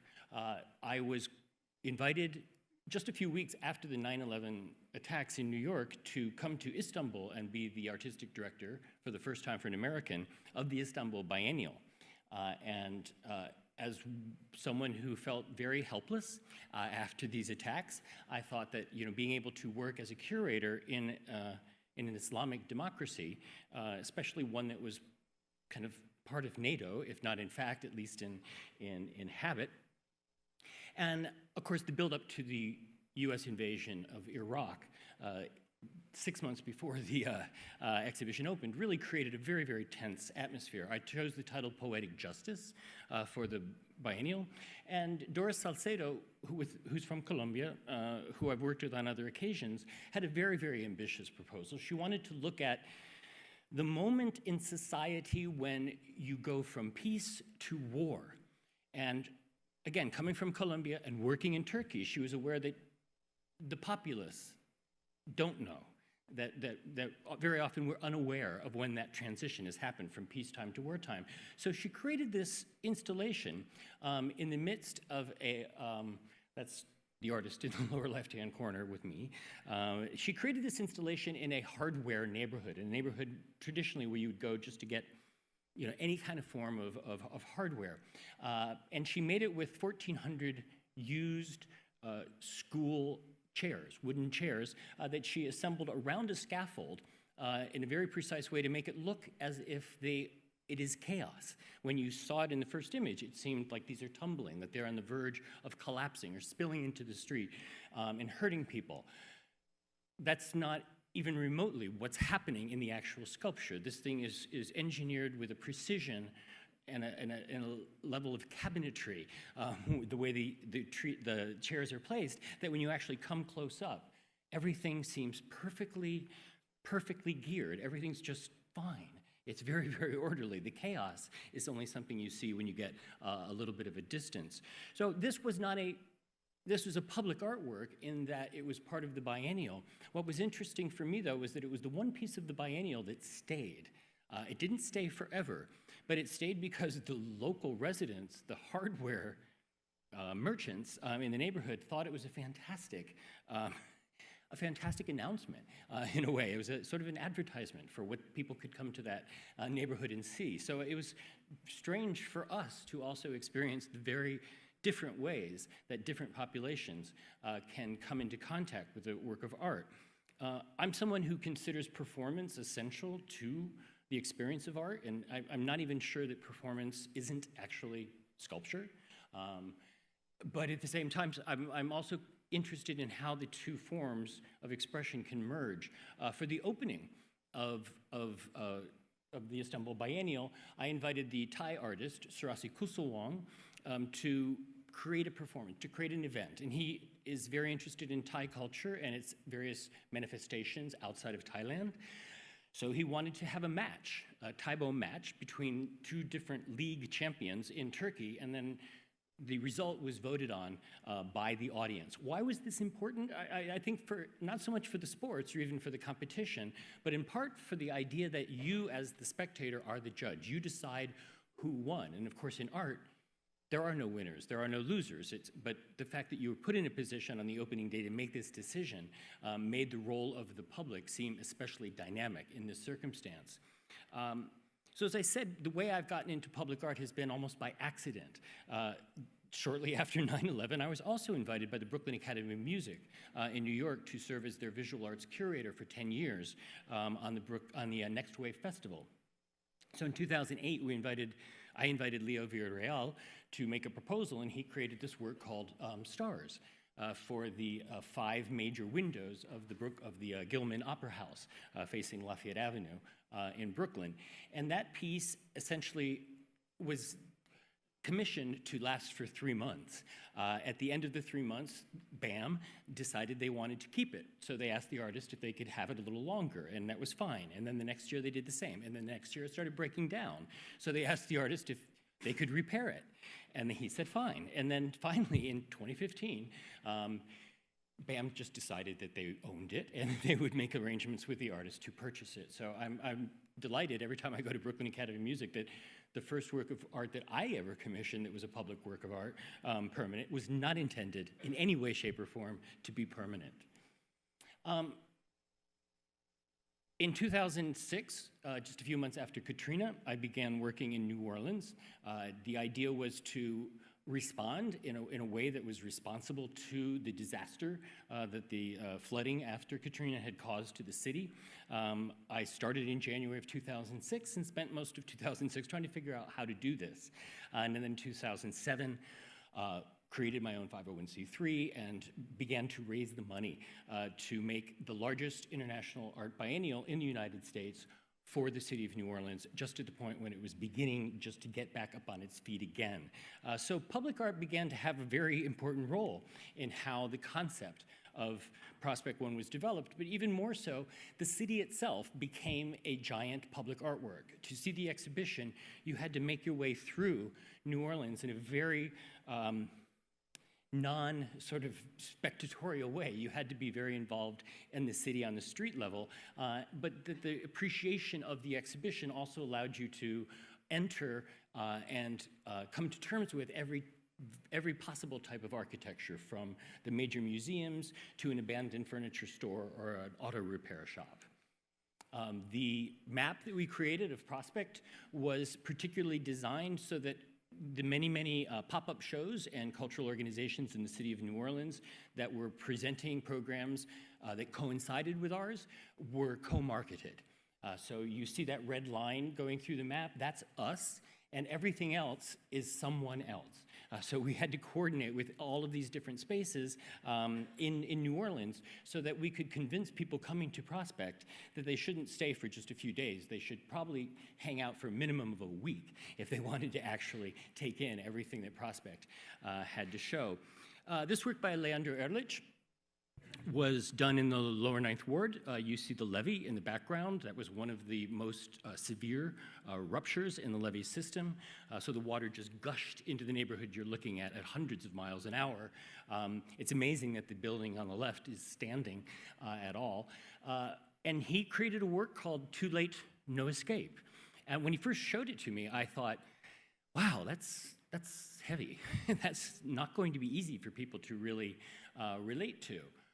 I couldn't have been more wrong. From the day we opened, this was one of the most photographed works in the exhibition. It was the literal appearance of danger, of urgency, of the threat of loss of life that gave the work its expressive power, such that by the time the exhibition was over, the decision had already was made by the New Orleans Museum of Art to purchase this work and to install it permanently in their sculpture garden as a memorial to the lives lost in Katrina. So for all intents and purposes, this work, which was created again for temporary exhibition, is now there as a permanent reminder of what happened to the city. Other better known examples that we created was Mark Bradford's Mithra, which was an ark that he started shouting at the TV set during the floods, saying, why doesn't somebody just build an ark?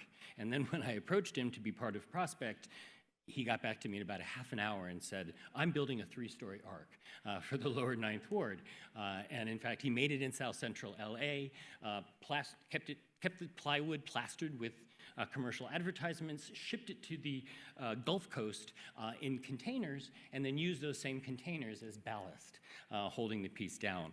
That piece now is just sort of in indefinite storage. But this is another example of a permanent work that I felt, the way it happened was very poetic. Sarah Lasty lived across the street from L9, which was an artist cooperative based on photography in the lower Ninth Ward. Sarah Lasty's husband actually was the drummer for Fats Domino. And I just have to say the late, great Fats Domino, who we lost yesterday. He was the drummer. She was brought up in a music family. The house was destroyed in Katrina, after Katrina, and then she had road home money and insurance money and paid unscrupulous contractors to build her new home. They poured a foundation and absconded. So she had no money, no home, and was somewhere in another part of New Orleans altogether, living in an apartment. So Wageshi Mutu said, look, I want to do an art project that results in you getting your house back. And the way I think we should do this is first I'm going to make a temporary installation on top of your inferior foundation, which she did. It looked like a popsicle stick rendering of the house that was never built. She then created 2 etchings, which were given to her 2 dealers in New York and Los Angeles, with all proceeds from the sales going into a Miss Sarah's House fund. So phase 1 was this, phase 2 was the etchings, and phase 3 was Miss Sarah's house. It took a little while, but I guess she actually found a women's architecture or construction firm in the lower Ninth Ward to build Miss Sarah's house for her. It opened for Mother's Day in 2010, more than a year after Prospect 1 closed, which meant I was even more surprised when, just for the opening day, Miss Sarah reached into a closet and pulled out her Prospect 1 sign and plopped it down in front of her new house, saying, we're still part of the exhibition. Other interventions, which were also about replacing something that was lost, were much more temporary in their nature. The Bayou St. John in New Orleans is famous for its paddle boats. All the paddle boats were destroyed.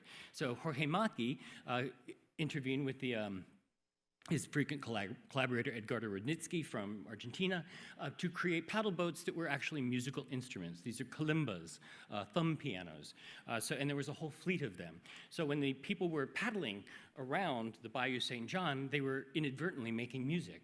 And when you had 5 people paddling around at the same time, it was a beautiful open-air concert of fully improvised music as well. Again, I think that the idea of performance and sculpture and place are somehow intertwined, and one of the kind of occasions that was made it particularly beautiful and made me also realize that the opening of a project is sometimes as important as the duration, was this project by Navin Rawanchakul, also from Bangkok, who had a project called Navin's Party, where he tried to find people named Navin, and assuming that they hated their name as much as he hated them, he would create projects in homage to them. Narvin Kimball was the founding banjo player for the Preservation Hall Jazz Band. Narvin Kimball was evacuated to Augusta, Georgia, where he died a few months after Katrina.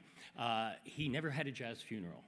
And so this was really important, and even though the discovery of Narvin's name involved an accident in which the R was left off of an obituary, so Navin thought it was another Navin.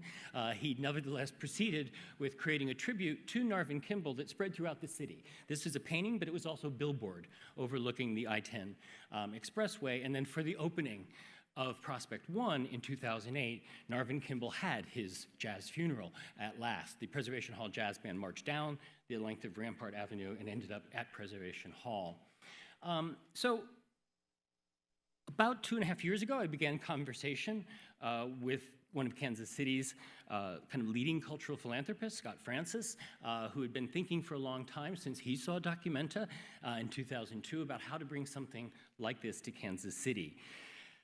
At about the same time, the mayor of Kansas City's proposal to make a cultural festival centering on Swope Park was beginning its maturation process, and I found myself consulting on both sides. And by the time things worked out, I found myself contractually working for the mayor of Kansas City to put together a project called Open Spaces.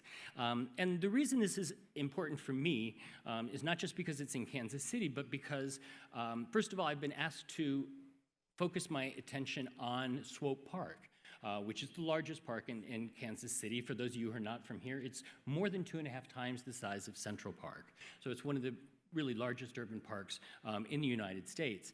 And even though that will be the hub of open spaces, the project itself will spread throughout the city. So I'm going to do a little back and forth. This is a project from Prospect 1, but it's also a work by Nari Ward, who you've seen already. Nari is going to be working in Kansas City over the next few months, choosing a site. But what he did in New Orleans was to create something that was simultaneously a bulletin board, which turns out was much needed in the lower Ninth Ward. And then when you walked on the other side was this extraordinary diamond structure with crushed gym equipment inside, surrounded by reflecting walls, and a soundtrack of Tina Turner doing Buddhist chants. So it was just this amazing kind of phantasmagoric experience, which you really didn't expect when you walked into the space and saw that. You just had to go right around the corner, and suddenly it was transformed into this. So this idea of instantaneous transformation was very much a part.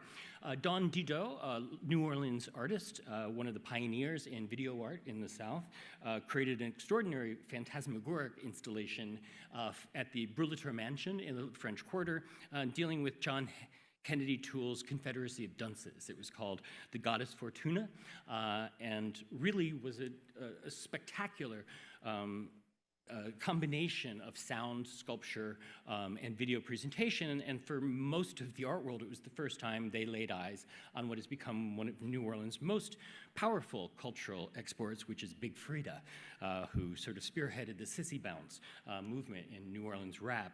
Rena Banerjee, who is a very prominent sculptor, has been invited as well to come to Kansas City and begin to scope out a place for her work. She would be one of the artists who would be less likely to make new site-specific works for the city, but we don't know yet. This is my first time collaborating with Rena. It's not my first time collaborating with Shanique Smith. Shanique, as you see here with her monumental installation at Hauser Wirth & Schimmel in Los Angeles last year, is planning to come to Kansas City and create works in collaboration with actually children who live in the sort of on the east side in the Swope Park vicinity. Sanford Biggers, another artist who's very well known here in Kansas City, is interested in creating a new project, and he is the first of the artists who have invited who said, I'd really like to do a sculpture and a performance. I really want to kind of bring those two worlds together in my work. And if anyone has seen the public artworks that he's set up around Los Angeles and other places, you realize that performance, or the performance of racial difference, is in fact central to the meaning of his work, and I think would create a very, very impactful presence in and around the park. Alex Arrechea, who created the Mississippi Bucket. It was actually a bucket, the shape of the Mississippi River Delta, and installed in front of Harrah's Casino during Prospect 1, is in town right now. I think he might even be in this room at this moment. Hey, Alex. And he's developing a new site-specific piece as well, but I don't know exactly where in the city it's going to be. Nick Cave, another artist very well known to Kansas City, since he studied at the Kansas City Art Institute and is now in Chicago. This is the project he made for Prospect 2 in 2011. But the work that he's been doing lately is much more environmentally oriented, and he's going to create a giant, I think, building-scaled site-specific installation. Another artist, Joyce J. Scott from Baltimore, is, I think, a unique figure in terms of recent American art history insofar as she's used the materials of high craft, of glass and beads and other work, to create images that are directly derived from violence against African Americans as part of Southern history. She's based in Baltimore, but when she made this piece of a female figure literally being lynched from a tree, it happened to have been 50 feet above the heads of most viewers, so most people actually only saw her work in the gallery, but for those who did see it, it was an overwhelmingly powerful and difficult experience. Jennifer Steinkamp, West Coast artists specializing in architectural projections that are animation-based, will be in Kansas City in January, kind of scoping out the place for her work. And Lee Quinones from New York just has met with some of his counterparts here in Kansas City, trying to find the appropriate site to make a large-scale collaborative mural, which will, I believe, end up in the zoo, if they are so inclined to let us do what we would like to do. And Kim Suja is bringing a work that is actually fairly recent. It's one of the few pieces in the show that we'll be recreating for the audience, but it's a very simple and yet very beautiful and elegant piece that she showed in Venice this past year called Archive of Mind, and it's participatory. Every person who participates in the piece comes and makes a small ceramic ball. That's it. You just sit and you roll clay in your hand and you make a ball and you place it on the table. And over the months of the exhibition, the work grows and grows until it becomes this very beautiful, participatory, almost environmental sculpture. And I think the last artist I want to share with you, because she's also just been through town, is Ebony G. Patterson, originally from Jamaica, who's very interested in a part of Swope Park that until she came across it, I didn't even know it existed. It's a small pool used for hydrotherapy in the 30s that's up near where the hiking trails start, where the Go Ape zipline attraction is. And she's now focused on this area because right now, it's gated. It's a eyesore. It's something that they don't want anyone to look at, go near, or even think about. So, being an artist, Ebony was drawn to it like catnip, and now we have a team working overtime trying to figure out what the backstory is behind this pool. So, my research right now is involving visiting with individual artists throughout Kansas City, talking to performing arts organizations, going around the country and continuing to invite artists. But I think more importantly, it's about creating a platform so that Kansas City creators will find their work actually contextualized in a national and international context that hopefully over time will bring a lot of significant attention from the international art community to Kansas City, because I think what I'm discovering is that the excellence of artistic practice in the city is not at all in proportion to the amount of visibility nationwide that Kansas City artists have. So it's part of my goal to work on changing that over the next year. Thank you very much.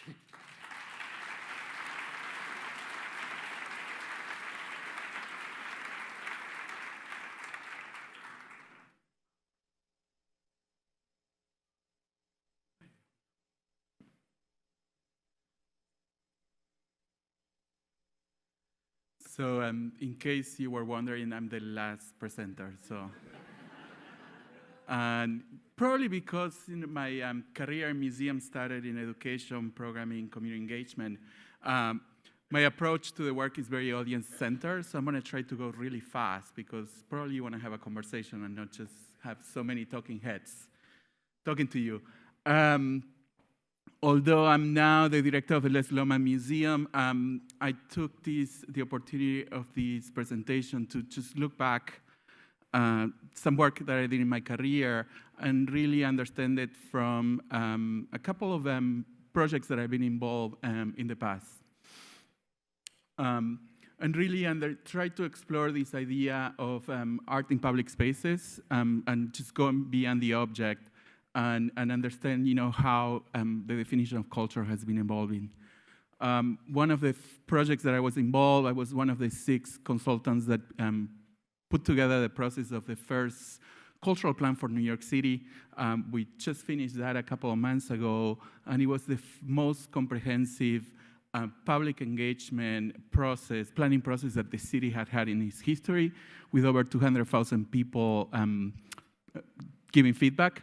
And one of the things that the law called for very specific chapters and areas for the plan to approach, and one of the consistent feedback we got from New Yorkers, colleagues, artists, everybody involved in the process, is that they wanted to change the idea of public art to arts and culture in public spaces, as a way to expand the definition of public art from a sculpture put on a public space to so many more different ways of engaging arts and culture in a public space.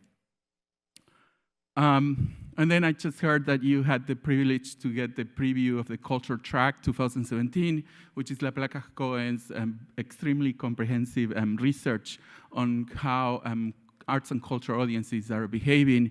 One of the things that continues to be a trend is this idea that the boundaries between high and low culture are coming down, that for a person to spend an hour watching Game of Thrones, nothing wrong with that, that qualifies as a cultural experience. And that, like really what's important of the cultural experience is the relevance to the specific individual. A fair or a track, food track fair also qualifies as culture. So what does it mean for culture organizations, and specifically those that are working and activating public space, need to keep in mind the type of experiences that we need to offer. And then the other aspect is that the loyalty and the connection that one can have with a culture organization goes beyond the transactional model in which you give me a benefit for supporting you to really have a genuine relationship of fostering belonging and really understanding the impact that the culture organization has beyond my personal service, but in society. So how does a successful cultural experience look like? It has to be social. I have to be able to share with my friends, interactive. I need to have agency of, just be able to have a degree of being able to manipulate that experience. It has to be lively and hands-on. Newer generations make sense of the world by doing something and not necessarily what we're doing now. Just you sit and listen to people talk to you. And also it needs to promote what are the outcomes, that define a successful experience is the idea of promoting community building, help people transform perspectives and change their minds, and then foster empathy, which is something that is extremely needed in our society these days. And then the other project that I have been involved is I'm part of one of the, I think, 20 members of a commission that Mayor de Blasio put together to help the city figure out what to do with monuments in the city. We're not necessarily going to decide what happens to specific monuments, but just to help figure out policy in which the city can evaluate, which monuments are consistent with New York values and which are not. To me, it's a really interesting moment, but I wanted to clarify a couple of things. One is, although this conversation has hit the mainstream media and it sort of had penetrated many of our social media bubbles, this is a conversation that many marginal groups and community groups have been having for many years. The origin of the conversation happening now goes back to when these young white men joined a group of African American people in a church to pray, and then he ended up killing them all. And a couple of days after that, a picture of himself showing a Confederate flag as a symbol of pride came up, and that's when, we started talking about what these symbols mean and represent.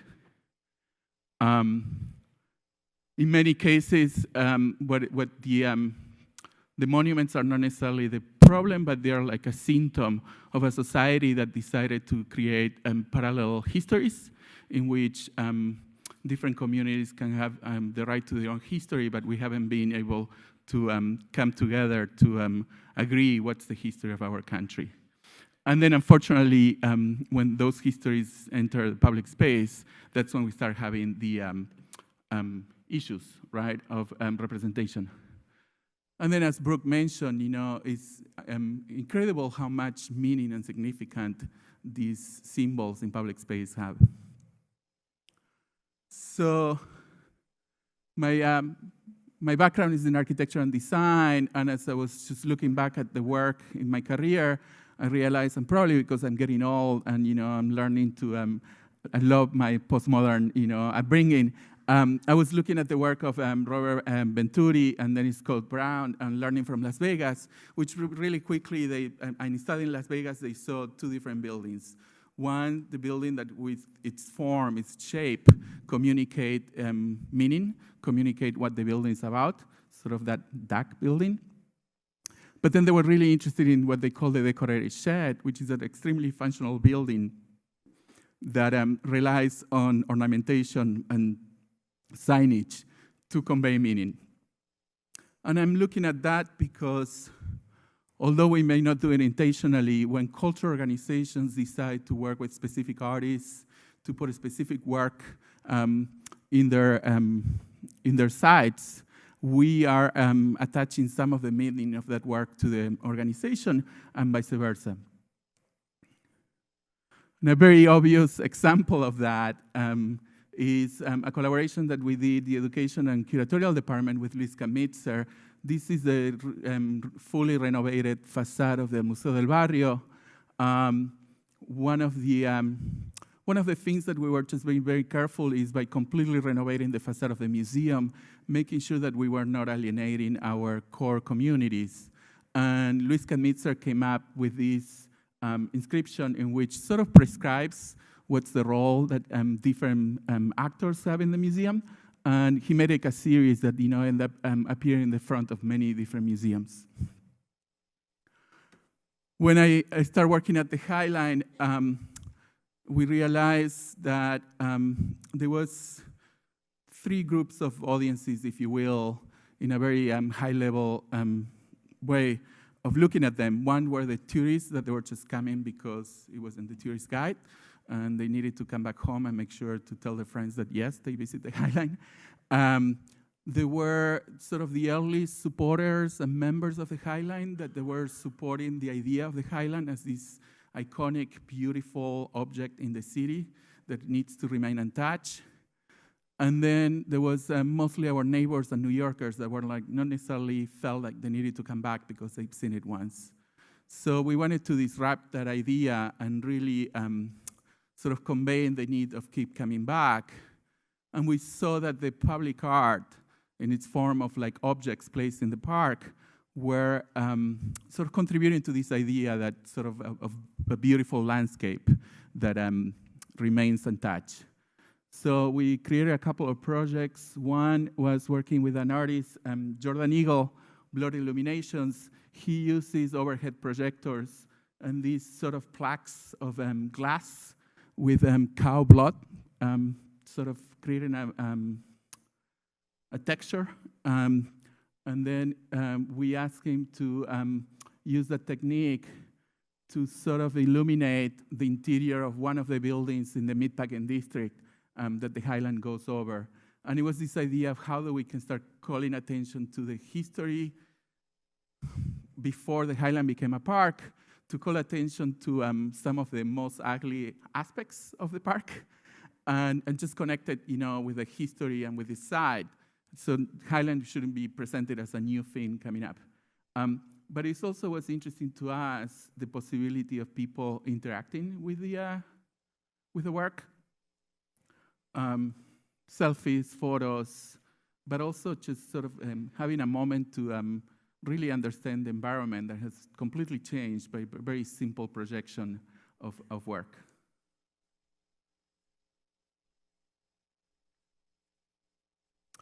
Then the other project that didn't, although you see an object, there was, in the 90s, there was a club 2 blocks away from this location. This is Meatpacking District. It's actually under the Standard Hotel.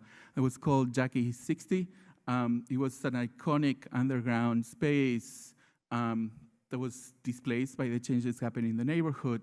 And we worked with the artist Rob Roth, who had created a soundscape audio documentary of the history of that space with music and sort of participants talking.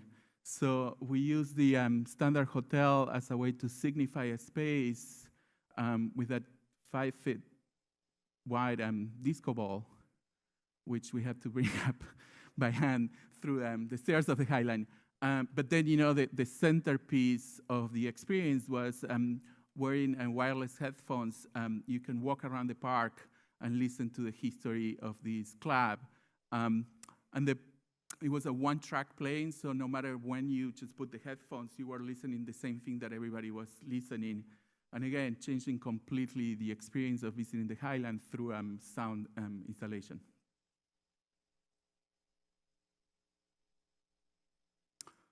And then the other thing was really important is this idea of belonging and just creating a relationship with a site, with a cultural organization, with a public space.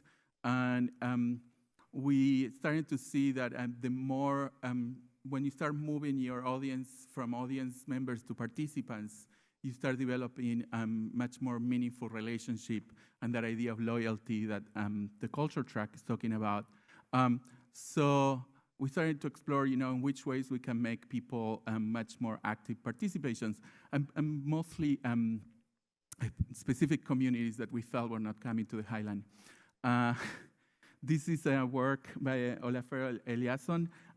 This involves 2 million pieces of white Legos, which is 2 tons of Legos. And how the project starts is that you ask different architectural firms to sort of build a model with the Legos, and then you open the door, and we left it open for 6 months for people to interact with that.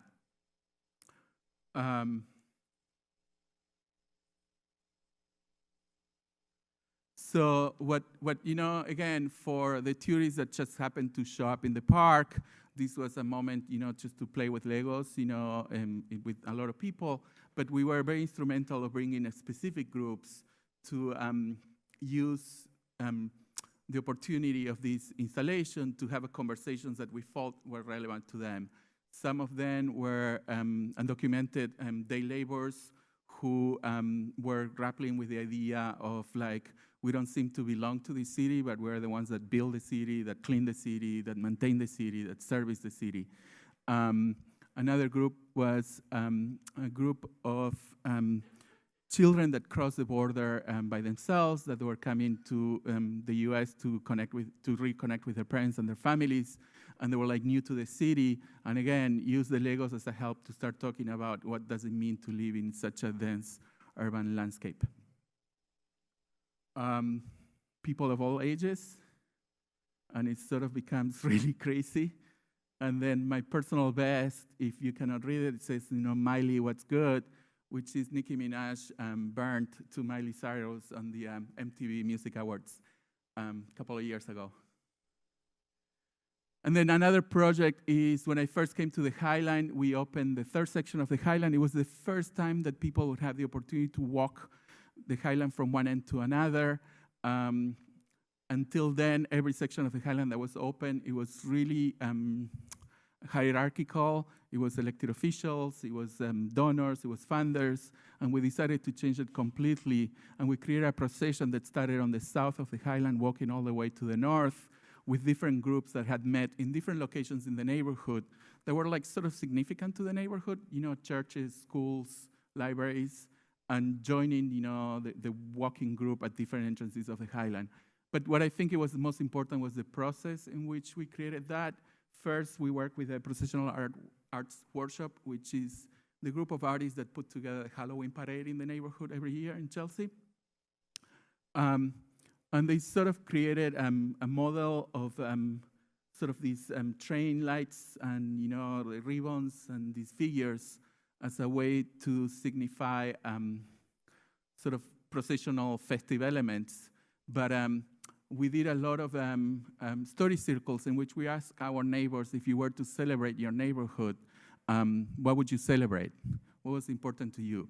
And it was important for us that the celebration wasn't only about the Highland, but it was about the neighborhoods that the Highland was going across. Then we rented studio space, 2 blocks down our offices. And again, we invite neighbors and different community groups to really be the ones that decide what the content on those lights, signs was going to be, from historic content to a restaurant that was iconic in the neighborhood, and really come up with all the festive elements that we're creating in the, for the celebration. And then, last but not least, and this brings me to my role now as director of the Les Lomas Museum, When I came in, I found a museum that was very much struggling with being extremely focused with male erotic iconography, serving, a group of white gay men, 65 years old and plus, and with a lot of the other communities that are in the umbrella, the queer umbrella, the LGBTQ umbrella, claiming that the museum needed to open up. And a lot of tensions around that. The museum is in 2 storefronts in Soho. And because Soho is a landmark neighborhood, we can only have, really small sign and a couple of other signs. So really from the outside, you wouldn't understand, what was going on in these 2 storefronts. This year is the 30th anniversary of the Silence Equals Death poster, which is a poster that was created by a collective of artists to call attention to the lack of action by the federal government during the AIDS pandemic in the 80s. And as Trump was elected, I started seeing how the Silence Equals Death elements, the pink triangle, the letters, they started popping up on social media as a way to start sort of calling attention about what was going to happen with the civil rights of the LGBTQ community. So what I did is I commissioned to celebrate the 30th anniversary, but also to give newer generations, sort of a slogan or a meaning to go through, the sort of the problematic issues that, the Trump administration is creating for the community. We commissioned the Silence Equals Death Collective to sort of take over the facade of the museum and really sort of broadcast their message on the museum's facade. And it was interesting how if you were in an older generation, you were connecting with this because of what it meant in the 80s. If you were, a young trans person, you were connecting with this as a way of what's happening now with your own civil rights. But it was a very unifying sort of symbol for the museum, and it sort of became also the background of a celebration that we did. We just closed the street, we honor the collective, but also we invited performers to expand on the idea of Silence Equals Death through poetry and performance. And then, very much like the original poster, the collective was calling attention to the Reagan's administration. In this case, they decided to sort of contextualize the message with questions about the current administration and the civil rights of LGBTQ people. And I wanted to finish with, one of my favorite icons, which is, if we're talking about public space and public art, we're talking about cities. And we can claim that, the work doesn't have an impact, or we don't want the work to have an impact, but it does. The minute the work leaves the artist studio or leaves the galleries and goes into the city, it starts shaping the city. And Jane Jacobs had this amazing quote that says, the cities can be for everyone, but only because and only when they're created by everybody. Thank you.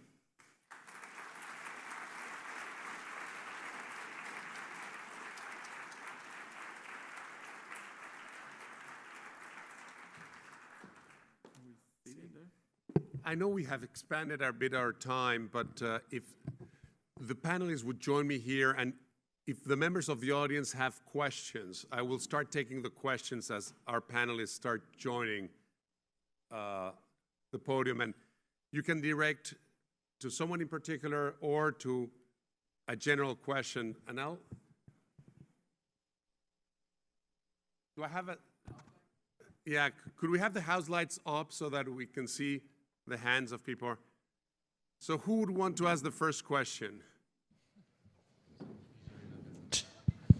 And I know there were a lot of ideas to be digesting as this presentation went along. And we have a microphone here because we're also broadcasting this live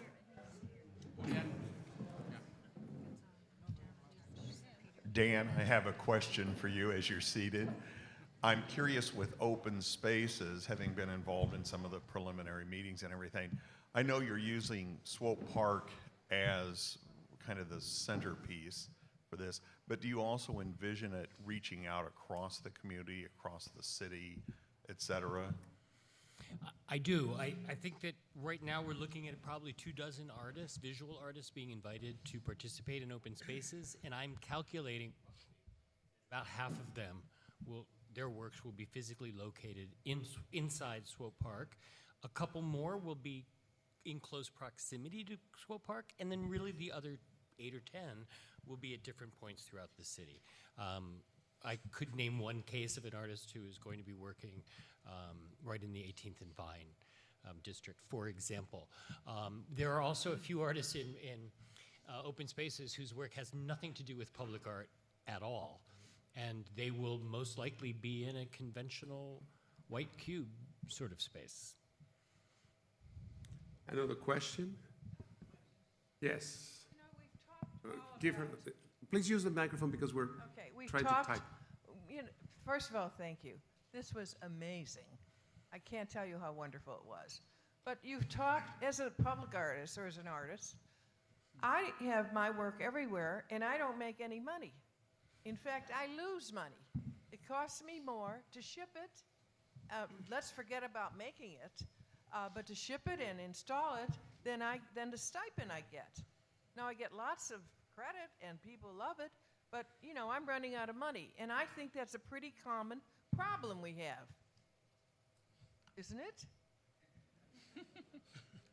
So what do we do about it? Because no one wants to buy it. They just want to rent it.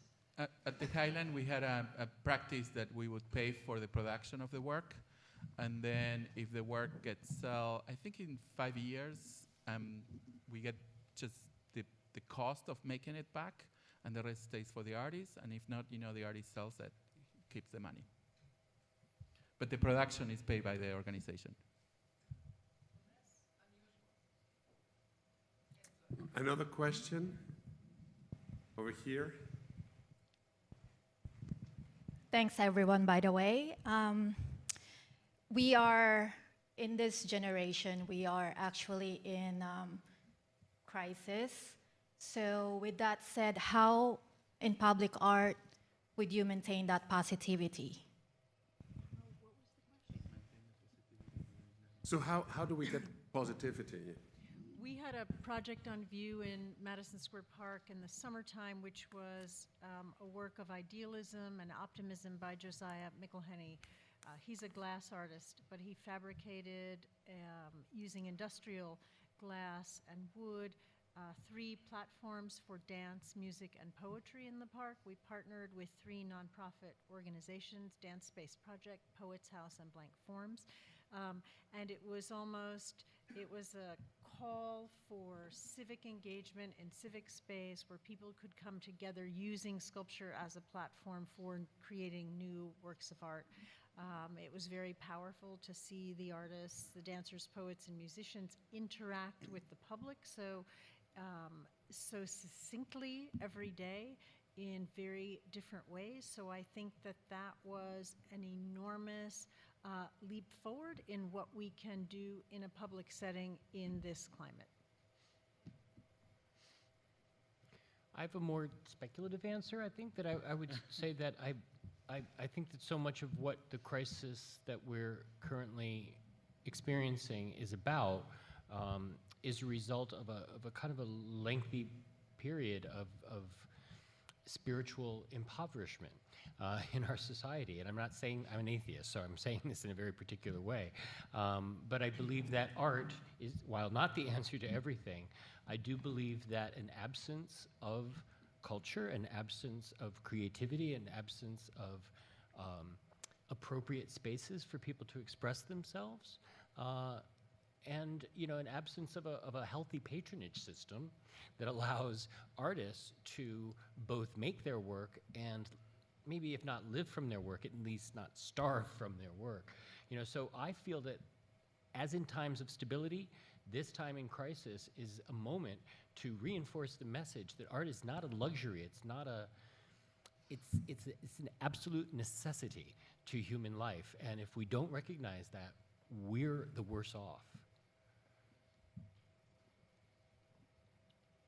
And I think those should be closing remarks, giving us hope that the next exhibitions and art will refresh us. Thank you. You've been a wonderful audience. We have a great panel. Thank you, Hall Family Foundation. Thank you, all our panelists, for being here today. Thank you.